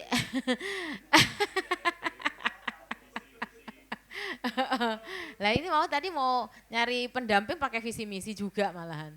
Program dan sebagainya. Oke. Esensi memfasilitasi adalah melengkapi dan memampukan orang lain, kelompok yang difasilitasi. Jadi itu esensinya memfasilitasi itu melengkapi gitu. Jangan yaitu jangan pengen cepet-cepet, ada solusinya. Solusi itu memang susah ditemukan ya, apalagi 2 orang aja tuh punya 2 pemikiran yang beda, 3 orang 3 pemikiran beda, kok jaluk solusi, wah itu sangat susah. Tapi ini perlu dilakukan karena apa? Kita perlu kesepakatan, karena dengan kesepakatan itu maka akan mendorong mereka untuk menjaga, merawat apa yang sudah kita rencanakan bareng-bareng. Karena kalau takutnya kalau ada satu kelompok yang tidak sepakat, ini tidak akan muncul kebersamaan, maka mungkin saja akan saling menegasikan ya. Kelompok ini membangun ini, kelompok ini akan merusak yang ini kira-kira, atau mendorong agar misalnya kayak kemarin ya waktu kami di Timbul Sloko juga ternyata begitu. Jadi kami membantu forum Timbul Sloko. Ternyata ada orang yang tidak diikut sertakan. Akhirnya dia komplain, kok bisa ya tiba-tiba iurannya 2.000. Oh iya toh Pak. Iya, padahal kan kita nggak sepakat. Waduh, waiki. Berarti ada yang keliru berarti. Oke, nggak masalah kan kita dengerin aja. Oh iya, nanti disampaikan gitu. Nah, ini kita sampaikan gitu ya. Jadi ternyata itu diperlukan gitu. Jadi sewaktu-waktu ada evaluasi dan monitoring agar kita juga bisa mendengar suara-suara yang lain yang kemudian kita sampaikan agar itu juga diakomodasi. Karena kalau tidak diakomodasi, maka yang timbul adalah apatis, acuh dan sebagainya. Ayo spend itu aja, spend kui wae sing saya ngurus, aku rak melu-melu kan, ya kan sayang. Kan sayang seperti itu, akhirnya akan terpecah dan sebagainya. Kelompok yang difasilitasi harus bertanggung jawab atau hasil suatu proses, bukan fasilitator. Jadi fasilitator jangan menjadi eksekutor. Jangan menjadi eksekutor. Fasilitator ya memfasilitasi, memediasi. Jangan cepat-cepat mengeksekusi gitu loh. Wes gini wae Pak, ngene wae Pak. Saya ngapik koyo ngene. Jangan. Karena takutnya pada saat Anda keluar dari situ, maka itu tidak akan dianggap sebagai perencanaan mereka gitu ya. Oke. Nah, ini prinsip fasilitator. Oh, terlalu kecil ya, aku ora iso maca. Memfasilitasi bukan mengarahkan, tidak bersikap seolah-olah serba tahu, itu yang tadi yang saya sampaikan. Jangan sampai menjadi center class. Menjadi center class, ingin menyelesaikan masalah tanpa masalah. Apa kui? Ayo. Apa kui? Iklannya siapa itu? Siapa? Pegadaian. Betul, Pegadaian. Menyelesaikan masalah tanpa masalah gitu. Itu adalah iklan dari Pegadaian gitu. Pegadaian itu iklannya. Nah itu serba tahu, jadi mensalahkan. Terus mendampingi bukan seolah-olah seperti orang yang hebat jadi center class dan sebagainya itu. Kemudian percaya pada tim. Jadi maka teman-teman di perencanaan wilayah itu ada studio. Saya pikir di ini juga ada, di arsitek ada studio. Nah, studio itu adalah bagaimana mereka belajar bersama, bekerja bersama, bukan bersama-sama kerja. Itu beda ya. Bekerja bersama dengan bersama-sama kerja itu berbeda. Artinya mereka itu akan menurunkan egonya untuk mendengarkan orang lain berpendapat. Jangan sampai karena kita yang usul, kita pengen usul kita yang dilakukan, ya itu kita harus sudah mulai menurunkan ego dan sebagainya. Nah itu harus dilakukan. Jadi bagaimana sebenarnya fasilitator itu bisa menemukanali warga yang ada di lapangan. Seperti apa sifat-sifatnya itu harus dia kenali dulu gitu loh. Karena kalau sudah ada orang yang kemudian menguasai forum, wah hancur. Udah nggak jadi karena semua orang akan manduk-manduk gitu aja gitu loh. Ya sudah, yang didengarkan gitu. Itu yang kemudian akan tidak baik. Ya, karena menganggap dia yang paling benar, dia yang punya program, dia yang mau didengarkan dan sebagainya. Kemudian baik juga kalau pada jadi fasilitator, jangan mengumpulkan kelompok perempuan dengan kelompok laki-laki. Pertama, secara budaya tadi saya sampaikan, budaya patriarki kita itu, apalagi kalau Anda baca di dalam ibu-ibunya PKK ya dulu ya, Ibu-ibunya PKK kan? Ibu-ibunya kan? Bagaimana 10 apa itu? 10 pokok PKK apa? Mas malah ngerti malah. Bapak PKK berarti kui. Apa coba? Ibu adalah apa? Ibu rumah tangga. Jadi dia adalah yang menjadi ibu rumah tangga. Jadi kalau peran lain itu dianggap bukan adalah peran dari perempuan. Nah, padahal perempuan sekarang itu kan bukan hanya sebagai ibu rumah tangga gitu loh. Nah, itu sudah harus direvitalisasi kelihatannya. Yang PKK tadi ya. Melakukan penyesuaian bukan penyesuaian bukan menghakimi gitu ya.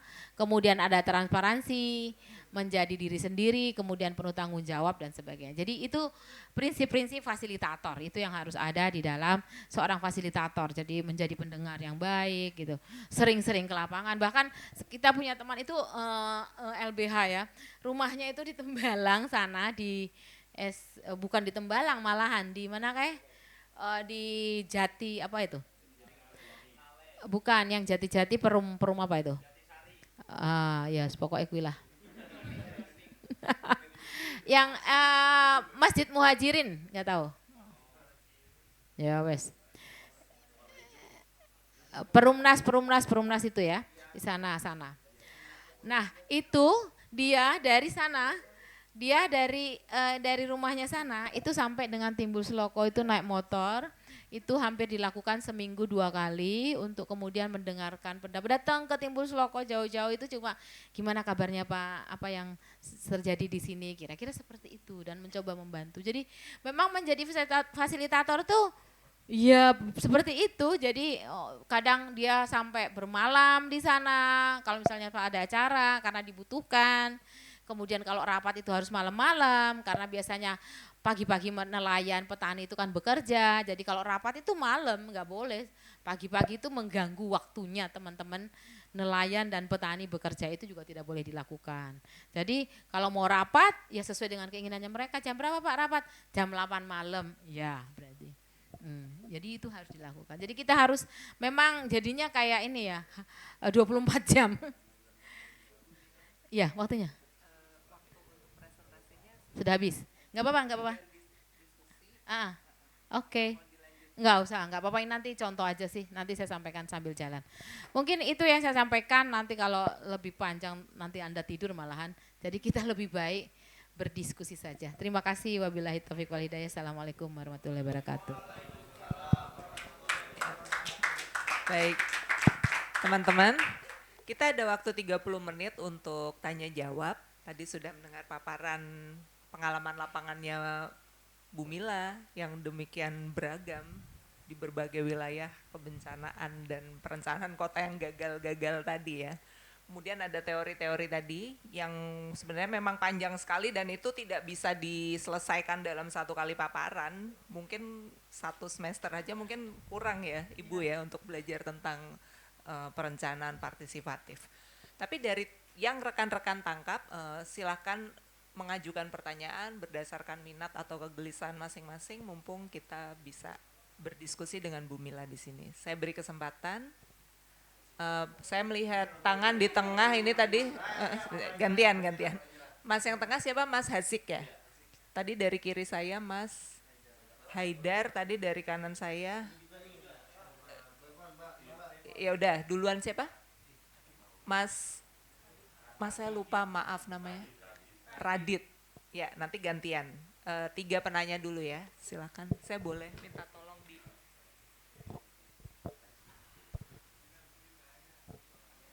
Oke, assalamualaikum warahmatullahi wabarakatuh. Perkenalkan, nama saya Muhammad Hazik dari Universitas Diponegoro. Saya izin bertanya Bu. Tadi di 8 menit pertama pemaparan Ibu, tadi Ibu menyinggung tentang kesetaraan dan juga pembangunan yang sesuai dengan kebutuhan. Nah, pertanyaan saya adalah bagaimana jika di dalam satu wilayah itu kebutuhannya itu beragam Bu? Kebutuhan mana yang harus kita penuhi? Contohnya saja yang saya pernah alami itu di Kecamatan Larangan di Brebes itu wilayahnya itu mayoritas pertanian. Nah, pertanian itu di situ ada yang beraspirasi bahwa lebih baik di situ dibangun sebuah mall atau pusat elektronik agar lebih mudah ketika mereka servis HP atau servis laptop. Nah, tapi di masyarakat yang lain juga berpendapat bahwa hal tersebut tidak perlu, justru yang harus diperbanyak adalah lahan pertaniannya. Nah, jadi siapa yang harus kita yang harus kita penuhi kebutuhannya gitu, karena beragam juga orang-orang aspirasinya. Mungkin seperti itu aja, Bu. Terima kasih. Boleh ke penanya berikut dulu, Mas Haidar. Oke, selamat malam Ibu. Perkenalkan saya Haidar dari Arsitektur UI Noli Songo Semarang. Pertanyaannya, dalam proses perencanaan kawasan kita pasti melalui sebuah proses analisis ya Bu. Dari analisis masalah, tujuan dan lain-lain, dan hasilnya kita bisa menemukan jawaban atau solusi dari masalah tersebut. Nah, tapi pasti saya mendengar cerita dari Ibu tadi, misalkan di Papua yang telah dikasih jamban, tapi pada akhirnya mereka tidak menggunakan itu, berarti kan ada kemungkinan pesimistis dari kita yang merancang. Nah, menanggapi hal tersebut seperti apa Ibu? Mungkin itu pertanyaannya.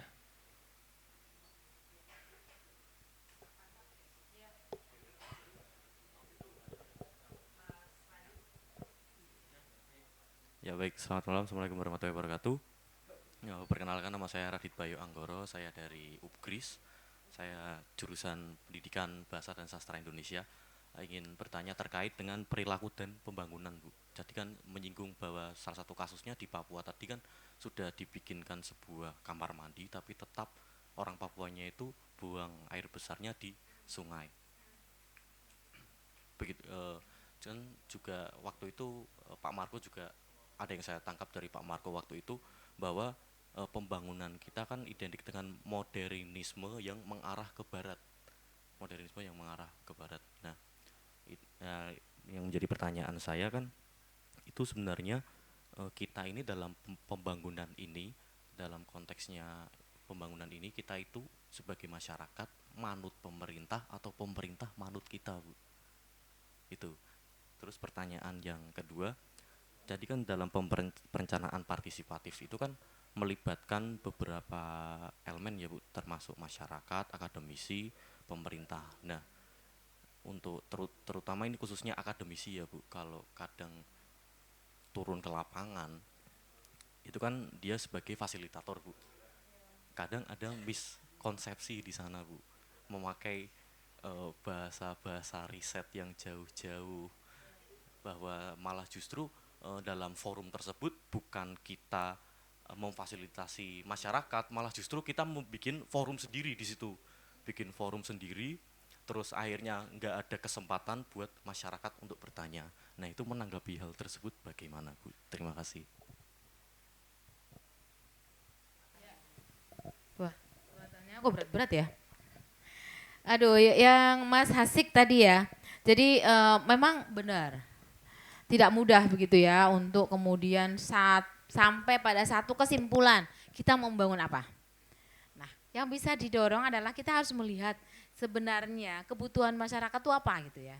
Jadi yang didorong itu kita harus mengetahui kebutuhan secara umum ya, secara orang banyak lah misalnya. Kalau misalnya tadi pusat elektronik ya mungkin saja bisa kalau memang itu memang dibutuhkan gitu loh.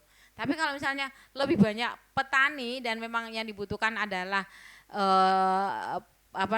pertanian ya itu, tapi artinya nggak masalah. Jadi ada namanya pohon tujuan dan pohon masalah.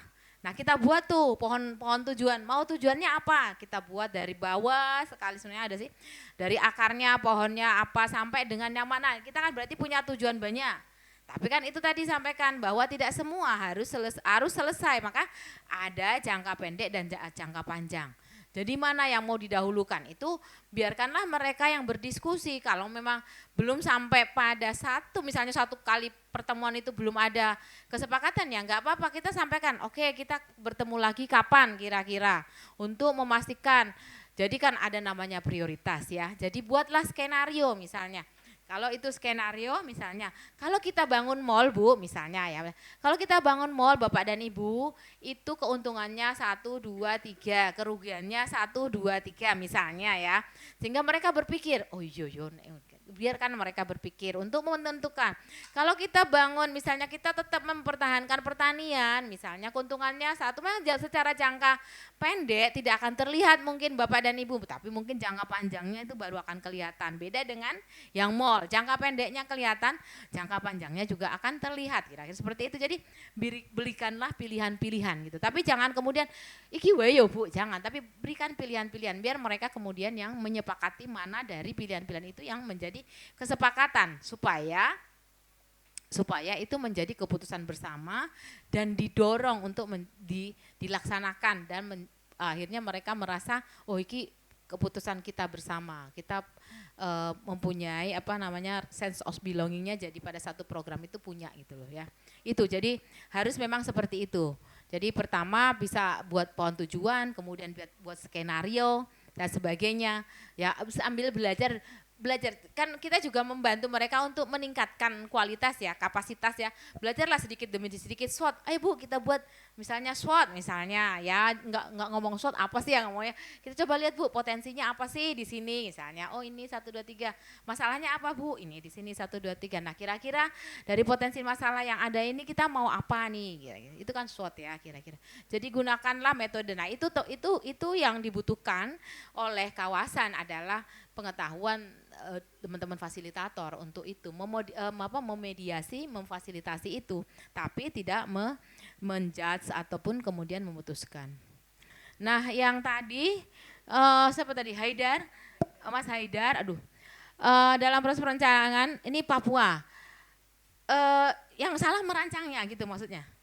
Kan kita setelah analisis kita punya hasil inovasi.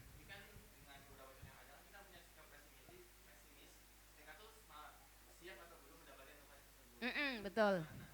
Iya, nah artinya kan begini, karena pertama itu pemerintah itu hanya dianggap semua masyarakat itu sama gitu loh. Dari Sabang sampai Merauke, Aceh butuh mana tuh WC, dipikirnya Papua juga butuh WC, belum tentu kan begitu. Sehingga spesifikasi wilayah itu menentukan apa yang diinginkan gitu loh. Jangan semuanya jadi sama gitu loh. Dari pusat itu kan semuanya jadi program itu jadi seragam. Ya kan, semuanya seragam.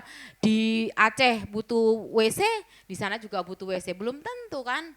Belum tentu, sehingga akhirnya yang terjadi karena tidak ada misalnya proses berdiskusi, tidak ada proses kemudian untuk menanyakan kira-kira yang dibutuhkan apa. Dipikirnya ya tadi bahwa kalau di sana butuh WC, di situ juga butuh WC, padahal belum tentu. Nah, itu yang terjadi, akhirnya program yang di Papua itu menjadi mubazir seperti itu, jadi tidak tepat sasaran dan sebagainya.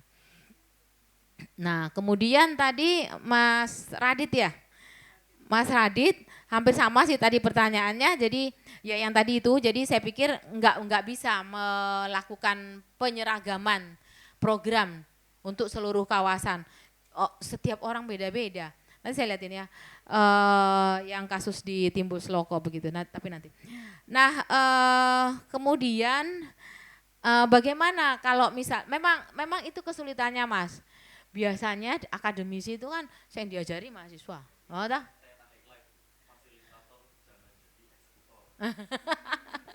Nah, kalau dosen tuh yang dihadapi kan mahasiswa toh Mas. Ini kan kalau boleh mengatakan ya, antara superior dan inferior kan. Iya kan? Karena pada saat mereka ini kita harus belajar kemudian harusnya setara, sama, bahkan berusaha untuk menjadi pendengar yang baik begitu loh. Berusaha menjadi pendengar yang, walaupun saya katakan memang benar. Karena kebiasaannya ngomong itu dosen, jadi dimanapun mau ngomong ya aja gitu loh. Nggak mau menjadi pendengar gitu loh. Mau ngomong, terus maunya dia yang mau didengerin, dia nggak mau mendengarkan orang lain gitu loh. Dan akhirnya dialah yang kemudian mengeksekusi, harus ini dan sebagainya. Bahkan bukan cuma di situ, bahkan pemerintah pun akan lebih percaya dengan teman-teman peneliti dibandingkan teman-teman masyarakat. Iya toh, semua yang dari dunia pendidikan dianggap sah dan benar gitu kan. Padahal belum tentu. Mau lihat contohnya, nanti saya berikan contoh satu ya. Itu yang terjadi. Misal ya di Timbul Seloko. Di Timbul Seloko itu, pernah ke Timbul Seloko belum mesti ya? Saya pernah. Oke, sip. Pernah ya? Di desanya apa di dukuhnya? Oh desa, berarti belum masuk ke dukuhnya kan? Belum, oke. Nah, di sana ada satu dukuh namanya Timbul Seloko yang itu sudah terendam dari 2017 sampai sekarang. Padahal awalnya adalah desa pertanian. Nah, kemudian yang berkembang di sana itu mereka melakukan proses adaptasi ya, adaptasi. Awalnya rumah mereka itu dibangun seperti rumah-rumah pada umumnya. Di sini kita pakai tegel dan sebagainya. Tapi ternyata dengan tegel itu terjadi penurunan yang sangat besar. Akhirnya kan mereka rugi. Dengan dengan proses mereka beradaptasi, akhirnya mereka mengetahui pakai apa saya supaya tidak terjadi penurunan. Pakai apa coba? Pakai apa? Apa? Bukan. Pakai apa? Apa pompa? Oh, no pompa apa? Enggak bisa pompa karena sudah laut kok Mas. Orang iso dipompa meneh. Enggak. Akhirnya rumah mereka itu tidak pakai batu tapi pakainya papan. Apung, ya. Kenapa mereka pakai papan? Pertama, karena kawasannya sudah terendam air. Kalau dia menggunakan batu dan pasir, maka biaya langsirnya itu seharga dengan biaya pembangunan rumah lagi. Itu besar. Kedua, kalau mereka menggunakan papan, maka papan itu tidak perlu menggunakan biaya langsir, tinggal dicemplungkan yang banyu, dorong aja sudah selesai. Itu mereka belajar gitu. Karena situasi kan, karena situasi mereka belajar. Tapi kan nanti kalau misalnya yang ngomong masyarakat itu kan dianggap itu enggak ilmiah gitu, tidak ada dasar teorinya. Oh, padahal dilakukan. Tapi kalau yang saya ngomong adalah peneliti, wah itu mesti dianggap oh iya bener gue. Padahal orang sudah melakukan, tapi karena masyarakat saya ngomong, maka sekarang kita mencoba yang namanya pluralize, bahasa Inggrisnya apa ya? Namanya co-production knowledge. Jadi kita mencoba membuka ruang bahwa pengetahuan itu tidak hanya ada di perguruan tinggi, pengetahuan itu ada juga di masyarakat gitu loh. Jadi jangan kemudian kita mendewa pada menuhankan bahwa teori itu semua ada di perguruan tinggi, ada tuh di sana juga. Hanya memang tidak diteorisasi kan, tapi dilakukan gitu loh. Seperti itu. Bahkan saya kemarin ke Belanda lucu lagi ya, tahun 2017 tuh saya ke Belanda. Di Belanda itu di Delft, di Delft ya, yang universitas yang ada teknologinya itu Delft ya, di Delft. Di Delft itu ada laboratorium khusus penanganan banjir, keren toh? Pertama, jadi dia buat tuh di sini, penanganan banjir pertama itu dengan sandbag, pasir karung pasir. Yang kedua, pakai pakai pompa, rumah pompa, pintu air. Terus ada apa lagi. Terus saya bilang, wah batinku neng Indonesia ki neng Kemijen ra ono lepet tapi langsung dilakukan oleh masyarakat deh. Dia masyarakat, kalau kamu lihat di Kemijen awal-awalnya mereka juga menggunakan karung pasir. Tapi kan tidak dimasukkan di lab kan di kita, tapi sudah dilakukan oleh masyarakat gitu loh. Dan itu kemudian diteliti oleh teman-teman di Belanda gitu loh. Jadi mereka dengan teknologi ya, kalau misalnya dengan sandbag berapa lama proses air masuk ke rumah. Kalau di kita kan enggak ada ya, karena kita ya memang itu harus dilakukan gitu loh. Tapi di sana menjadi penelitian. Itu yang terjadi begitu. Dan kita sudah mulai coba ada penelitian yang kita sedang dorong itu adalah bahwa mempluralisasi pengetahuan, bahwa pengetahuan itu tidak hanya datang dari meja-meja atau dari gedung-gedung perguruan tinggi, tapi juga datang dari masyarakat. Itu yang dilakukan. Gitu kira-kira.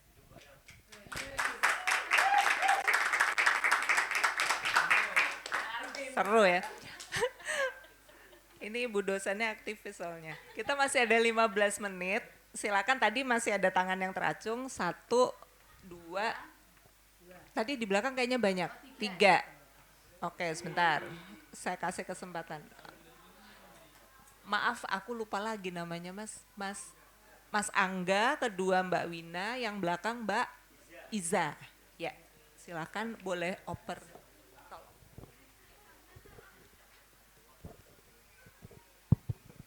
Baik, terima kasih Mbak Ivon atas waktu yang diberikan. Perkenalkan saya Angga dari Universitas Islam, program studi arsitektur. Izin bertanya kepada Bu Mila, Indonesia kan salah satu negara maritim terbesar di Indonesia dengan total jumlah laut itu 5,8 juta kilometer. Dan jangan lupa bahwa Indonesia juga punya kota-kota yang akan tenggelam. Salah satunya adalah Jakarta dan Semarang. Yang saya akan tanyakan, di Jakarta itu ada program swasta berupa kawasan urban di pesisir pantai bernama Pantai Indah Kapuk 1 dan 2. Demikian juga di Pantai Marina yang akan dibangun POJ atau Pearl of Java. Yang saya akan tanyakan, mungkin memang negara maritim ini sebagai aset yang bisa bagai dua belah mata pisau, bisa menjual, bisa menjadi sentra ekonomi, kawasan kreatif, namun juga bisa rawan bencana alam. Sebagai contoh di Labuan Bajo itu memang lautnya sangat indah, jadi dibangun kawasan di pesisir pantai yang menjual dan berskala internasional. Karena memang di sana bukan kawasan yang akan tenggelam, tapi beda lagi di Peak dan Marina. Peak dan Marina 5-20 tahun ke depan itu akan tenggelam. Tapi kenapa malah pemerintah Kota Semarang merencanakan POJ? Di dalamnya ada mall, di dalamnya ada universitas, ada pemukiman padat penduduk dan lain sebagainya. Lalu pertimbangan apa yang diambil oleh pemerintah Kota Semarang? Padahal pembangunan tersebut kiranya akan sia-sia dan tidak akan berumur panjang. Itu satu. Berbalik arah dengan yang Ibu sebutkan tadi di Belanda. Di Belanda memang kotanya di bawah air dan sudah direncanakan secara matang di sana. Apakah presiden yang digunakan pemerintah Kota Semarang dan pemerintah Provinsi DKI Jakarta telah mengarah ke sana? Dan demikian juga akan bisa dipelajari oleh kami mahasiswa arsitektur untuk bisa merancang kawasan di pesisir pantai. Mungkin demikian. Terima kasih Ibu Mila. Ya. Berikut, boleh itu karena lebih dekat, nanti baru ke depan Mbak Wina. Selamat malam Ibu Mila, perkenalkan saya Iza Nadia dari Sastra Indonesia Undip. Izin bertanya terkait dengan IKN ya Bu, tadi kan sudah dipaparkan tentang contoh perencanaan partisipatif gitu. Yang mana di IKN itu kan tempat IKN itu ada penggusuran mengenai masyarakat adat begitu. Apakah pembangunan IKN itu adalah contoh kegagalan dari pemerintah tentang melibatkan partisipatif masyarakat begitu, yang mana terdapat penggusuran masyarakat adat dan sampai sekarang setahu saya, tapi nggak tahu mungkin sudah diperbarui atau bagaimana, tidak ada UU mengenai masyarakat adat yang jelas begitu Bu. Itu bagaimana ya? Terima kasih. Terima kasih, boleh dioper mikrofonnya ke depan lagi. Ke Mbak Wina. Oke, nama saya Wina, asal dari Bandung. Pertanyaan saya tidak ada kaitannya Bu sama materi Ibu saat ini yang tentang perencanaan partisipatif, tapi saya sangat penasaran begitu pengalaman Ibu dahulu seperti apa. Nah, tadi kan disampaikan bahwa pendidikan sarjana Ibu ditempuh teknik sipil, lalu lanjut magisternya jurusan perencanaan wilayah dan kota. Nah, pada saat itu bagaimana proses Ibu mengambil keputusan Ibu dari bidang teknik sipil menjadi perencanaan wilayah dan kota, karena ini sangat beresonansi gitu dengan saya saat ini tentang mahasiswa teknik sipil juga yang mahasiswa akhir teknik sipil yang mempertanyakan kembali apakah benar-benar yang ingin saya kerjakan gitu sebagai pekerja di dunia teknik sipil dan sebagainya gitu. Intinya bagaimana proses pengambilan keputusan Ibu pada saat itu. Terima kasih Bu. Oke, ya terima kasih. Oke, Mas Angga ya. Nah, Mas Angga, bicara tentang bicara tentang PIK, kemudian POJ. Nah, memang pemerintah itu di Undang-Undang CK itu sudah menyampaikan bahwa sebenarnya dengan Undang-Undang CK itu yang didorong adalah teman-teman bagaimana memasukkan investasi sebesar-besarnya. Nah, sehingga pembangunan yang marah adalah pembangunan yang terkait dengan apa tadi, perdagangan dan jasa, kemudian industri, kemudian mungkin juga apalagi sih ya di sini ya, itu perdagangan dan jasa dan industri. Jadi kalau mau melihat itu sebenarnya tidak cukup. Jadi artinya kalau mau melihat itu dilihat dari paradigma pembangunannya. Kalau paradigma pembangunannya adalah developmentalis dan kapitalistik, ya yang dibangun itu Mas gitu loh. Jangan harap bahwa masyarakat itu akan diuntungkan dengan itu. Termasuk pembangunan tanggul tol laut itu adalah dalam rangka mempercepat arus industri dari Batang, Kendal, Semarang sampai ke Demak gitu loh. Jadi kalau misalnya yang dibangun adalah perdagangan dan jasa, kemudian PIK, ya iyalah. Ya iya, karena investasi yang diuntungkan. Masalah kemudian yang terdampak itu adalah kaum miskin kota, ya pasti. Yang mendapatkan dampaknya adalah nelayan, ya pasti gitu loh. Tapi apakah tidak dipikirkan? Tidak gitu loh. Tidak gitu loh. Jangan salah. Nah, butuh teman-teman seperti Angga dan yang lain yang kemudian mencoba untuk membalikkan situasi yang ada. Walaupun itu juga tidak mudah gitu loh. Jadi kita memang ya apa ya, kalau kita punya curiosity, punya apa ya, concern itu ya memang harus seperti itu dan tidak mudah gitu ya. Ya telinganya pemerintah ya agak budek gitu kira-kira. Jadi nggak mau mendengarkan karena apalagi kalau Anda tahu ya, kalau dalam teori perencanaan ada yang namanya hierarki komplementari. Jadi semua yang dari pusat itu harus diacu. Mau salah, mau benar itu harus diacu Mas. Itu di dalam perencanaan pembangunan nasional. Di dalam perencanaan tata ruang ada namanya hierarki komplementari. Semua yang datang dari pusat itu diacu, mau bahkan dibuatkanlah regulasi untuk membuat itu jadi benar gitu loh. Nah, Anda bisa lihat itu, baca ya buku Malih Dadi Segoro di mana kami mencoba. Udah baca belum? Nanti kita bisa berikan, kalau mau sebenarnya free banget gitu, dicari di ResearchGate Anda bisa lihat itu bagaimana pembangunan tol Tanggul Laut itu dibuat, bahwa sebenarnya di dalam aturannya itu, di dalam RT RW-nya Kota Semarang tidak ada pembangunan tol, yang ada pembangunan tanggul. Tapi kemudian keluar surat yang mengatakan bahwa itu sesuai dengan rencana tata ruang gitu loh. Itu suratnya ada rekomendasi gitu. Itu suratnya keluar gitu. Kemudian Anda lihat di dalam peraturan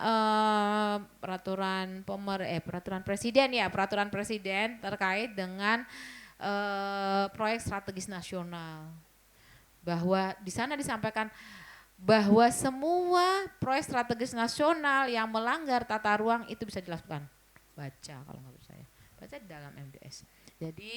Jadi itu yang terjadi. Kalau Anda baca di dalam buku Malih Dadi Segoro, itu kita melihat bagaimana proses tanggul tol laut itu tidak menggunakan amdalnya abal-abal dan sebagainya, tapi ya jalan terus. Yo kendeng yo sama aja. Udah menang di MK ya tetap jalan. Bahkan yang parah sekarang itu malah SI, Semen Indonesia, tidak, jadi modelnya tidak sekaligus kawasan diambil, tapi sedikit demi sedikit, dengan modelnya adalah izin pinjam pakai kawasan hutan. Itu untuk kebutuhan SI, Semen Indonesia, dan dibolehkan karena izin pinjam pakai. Ada aturannya, dia menggunakan itu gitu. Padahal kalau itu terus menerus habis juga itu kawasan Kendeng. Tapi yang terjadi begitu. Dan saya sampaikan Undang-Undang Minerba itu kan adanya di provinsi. Jadi walaupun yang punya wilayah adalah kabupaten dan Kabupaten Pati dan Kabupaten Rembang, yang mengeluarkan izin adalah provinsi. Nah, itulah yang terjadi. Jadi kalau paradigmanya adalah developmentalis kemudian kapitalistik, jangan harap masyarakat itu akan dapat keuntungan, enggak ada itu. Hilang yo. Bahkan kami menyampaikan ke BBWS. Teman-teman di Sayung itu dikorbankan, saya mengatakan, dikorbankan oleh pembangunan gitu loh. Nggak ada pembangunan di Sayung itu yang melibatkan masyarakat. Jadi mereka adalah korban dari pembangunan. Ya, gitu ya Mas. Jadi terus kemudian apakah presiden ya? Presiden. Nah, sekarang bagaimana? Sebenarnya memang penting adalah apa peran dari teman-teman arsitektur gitu ya, teman-teman arsitektur, teman-teman perencana terkait dengan kawasan pesisir ya. Cobalah misalnya ke Tambak Rejo, ke Tambak Loro, ke Tapa, ke Mangkang. Coba bisa, sebenarnya banyak mungkin ide-ide kemudian apa yang ingin dilakukan oleh teman-teman di sana. Hanya mungkin mereka juga tidak tahu bagaimana desainnya dan sebagainya. Nah, itu perlu juga. Jadi perlu juga misalnya teman-teman dari adik-adik mahasiswa untuk ke Mangkang melihat Tambak Rejo, Tambak Loro dan sebagainya untuk mendengarkan apa yang diinginkan oleh masyarakat di pesisir sana. Kira-kira seperti itu gitu ya. Desainnya seperti apa, merancang. Bahkan sebenarnya sudah ada desain kampung wisata bahari Tambak Loro 2014. Itu zamannya Pak Jokowi pada periode pertama. Tapi nyatanya sampai hari ini nggak ada yang jadi kan. Cuma jadi satu pasar ikan. Ya saiki ya kumuh, lebih kumuh daripada sebelum ada. Bahkan malah yang jadi kan cuma satu, ikan terbang. Ya dah. Sculpture-nya ikan terbang kan itu. Nah, cuma itu tak yang jadi. Sing liane nggak ada yang jadi. Nah itu, coba pembangunan yang mangkrak lagi itu nggak jadi. Nah, Iza ya. Iza. Apa ini tadi apa sih? Oh, oke. IKN. Oke. IKN ya, Mbak ya. IKN itu juga sama, Mbak. Yang diuntungkan siapa, Jal? Bukan, ya siapa itu? PT ICI. Siapa yang punya PT ICI? Kakaknya Prabowo lah.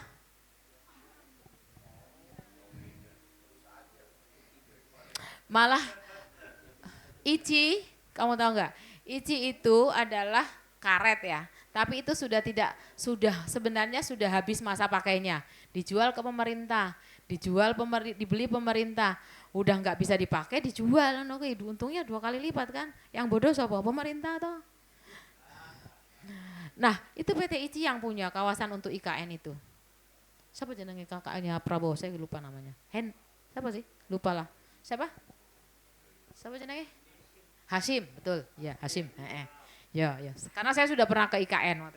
Waktu itu kita juga merencanakan IKN ya, desainnya RTBL dinamis itu kami mendesain 2 lokasi. Yang pertama adalah residensi, kawasan permukiman, dan satu lagi adalah kawasan perkantoran untuk di KIPP-nya ya. Jadi itu. Dan benar bahwa kami juga sudah sampaikan bahwa ini nggak bisa nih, bagaimana memasukkan masyarakat adat gitu loh. Karena ada, walaupun memang dikatakan masyarakat adatnya kan agak jauh dari inti dari IKN. Dia ada sekitar mungkin ya sekitar berapa puluh kilo lah kira-kira. Tapi tetap saja itu harus dipertimbangkan karena yang terjadi pasti akan ada dualisme pembangunan gitu loh ya. Dualisme pembangunan, satu sisi ini IKN akan menjadi menjadi mercusuar gitu. Sementara di pinggir-pinggirnya kan ya tetap aja miskin gitu. Itu gimana gitu. Kemarin waktu itu kita disampaikan oleh bukan Pak Bambang Susantono sebagai kepala otoritanya, tapi di bawahnya gitu ya, yaitu adalah dosen UI waktu itu.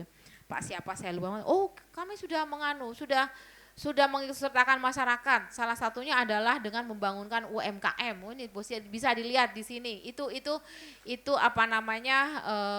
penjelasan beliau mengatakan bahwa kami sudah mengikutsertakan masyarakat. Tapi itu bisa di cross check dengan teman-teman masyarakat adat. Ada aman ya.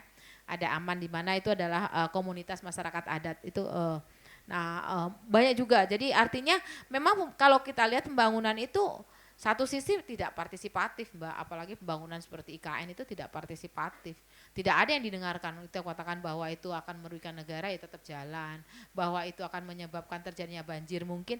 Bahkan waktu itu kita mengatakan kebutuhan air bersihnya saja itu tidak bisa dicukupi loh. Karena kalau cuma Sungai Sepaku itu tidak cukup untuk kebutuhan air bersih masyarakat. Nah tahun 2024 ini kan akan ada penyelenggaraan 17 Agustus pertama kali toh di sana itu. Itu sudah mengirimkan sekitar mungkin ada 28.000 ASN yang akan pindah ke sana gitu. Nah itu air bersihnya tidak bisa didapatkan hanya dari Sepaku. Berarti kan dia intake-nya harus mencari yang lainnya. Itu tetap dilaksanakan begitu loh. Nah itu. Mungkin dengan dari Teluk, dia mengatakan dari Teluk, Balikpapan dan sebagainya ya silahkan lah gitu. Jadi sudah disampaikan tapi ya tetap aja jalan. Bahkan yang paling aneh itu kan keluar terkait dengan undang-undangnya yang hanya hitungannya tidak ada 1 bulan keluar undang-undang IKN. Itu hebat itu. Nah seperti itu. Nah kemudian Mbak Wina, nah ini ditanyakan bagaimana proses apa ya tadi dari sipil menjadi PWK. Begini. Jadi sebenarnya kalau saya ditanya dulu juga tidak ada keinginan menjadi PWK. Waktu itu kan saya sipil dan sipilnya adalah konstruksi. Jadi sipil saya itu konstruksi, jadi saya itu tugas akhirnya tentang konstruksi beton bertulang gitu ya. Beton aja pakai tulang kayak uang. Jadi beton bertulang. Jadi waktu itu karena KP-nya di Trunojoyo, kantor PLN di Jakarta di Kebayoran gitu. Nah, kemudian waktu itu memang belum bekerja, saya langsung S2 yang memang nggak ngambil sipil. Waktu itu maksudnya ada bukaan S2 di mana di arsitektur apa itu namanya MPKD. Oh iya. Ya udah nyoba aja. Waktu itu ditanya juga tahu perencanaan, tahu apa? Perencanaan pelabuhan dan perencanaan perencanaan pelabuhan dengan perencanaan bandara. Kan nggak tahu perencanaan ya, direncanakan ya pelabuhan karena kita waktu itu yang paling dekat adalah pelabuhan gitu ya. Pelabuhan. Ya sudah pokoknya sudahlah. Kemudian berjalan waktu ikut MPKD. Ya baru kemudian tahulah perencanaan begitu. Kemudian S3 saya memang metodenya itu tidak yang kuantitatif tapi yang kualitatif, fenomenologi, grounded theory dan sebagainya. Yang bahkan yang terakhir-terakhir ini kami dengan teman-teman itu lebih banyak menggunakan etnografi. Jadi bagaimana mendengarkan memang dari masyarakat. Jadi teori itu background knowledge tapi lebih pada kemudian apa yang disampaikan oleh masyarakat itulah yang kemudian ditulis begitu loh. Jadi memang dari yang mulanya kuantitatif kemudian akhirnya mengarah ke sini ada kualitatif dan itu seperti itu kira-kira prosesnya. Jadi juga ya tidak sebentar begitu ya lama juga gitu loh. Dan saya tahun 88 masuk S1 gitu. Belum lahir tuh KIKB tuh. Nah iya makanya kamu mesti belum lahir semua. Jadi saya tahun 88 itu sudah kuliah S1 sipil gitu loh. Jadi udah lama sekali gitu kira-kira Mbak. Itu Mbak Ivo. Baik, terima kasih Bu Mila. Kita sudah mencapai pukul 9.35, jadi waktu 2 jamnya sudah terlewati dengan sangat smooth. Ya, terima kasih pada Bu Mila. Ya. Dalam waktu 2 jam ilmunya udah banyak banget nih. Jadi saya bersyukur ikut belajar di sini. Walaupun ceritanya moderator nggak boleh berkomentar apa-apa. Baik, teman-teman tadi sudah ada 6 pertanyaan. Kalau masih ada yang penasaran, nanti silakan dicegat ya setelah acara selesai. Atau boleh bertukar nomor ponsel mungkin ya. Ibu, saya mau berdiskusi lebih lanjut atau menemui Bu Mila di kampusnya, monggo ya. Ini ada mahasiswanya juga ya Bu ya tadi. Baik. Dia nggak berani nanya. Nggak berani ya. Nanya dikasih nilai nanti. Merasa terintimidasi tadi kayak kepala desa tadi ya. Baik. Terima kasih banyak, sudah banyak sekali ilmu yang dibagikan pada malam hari ini.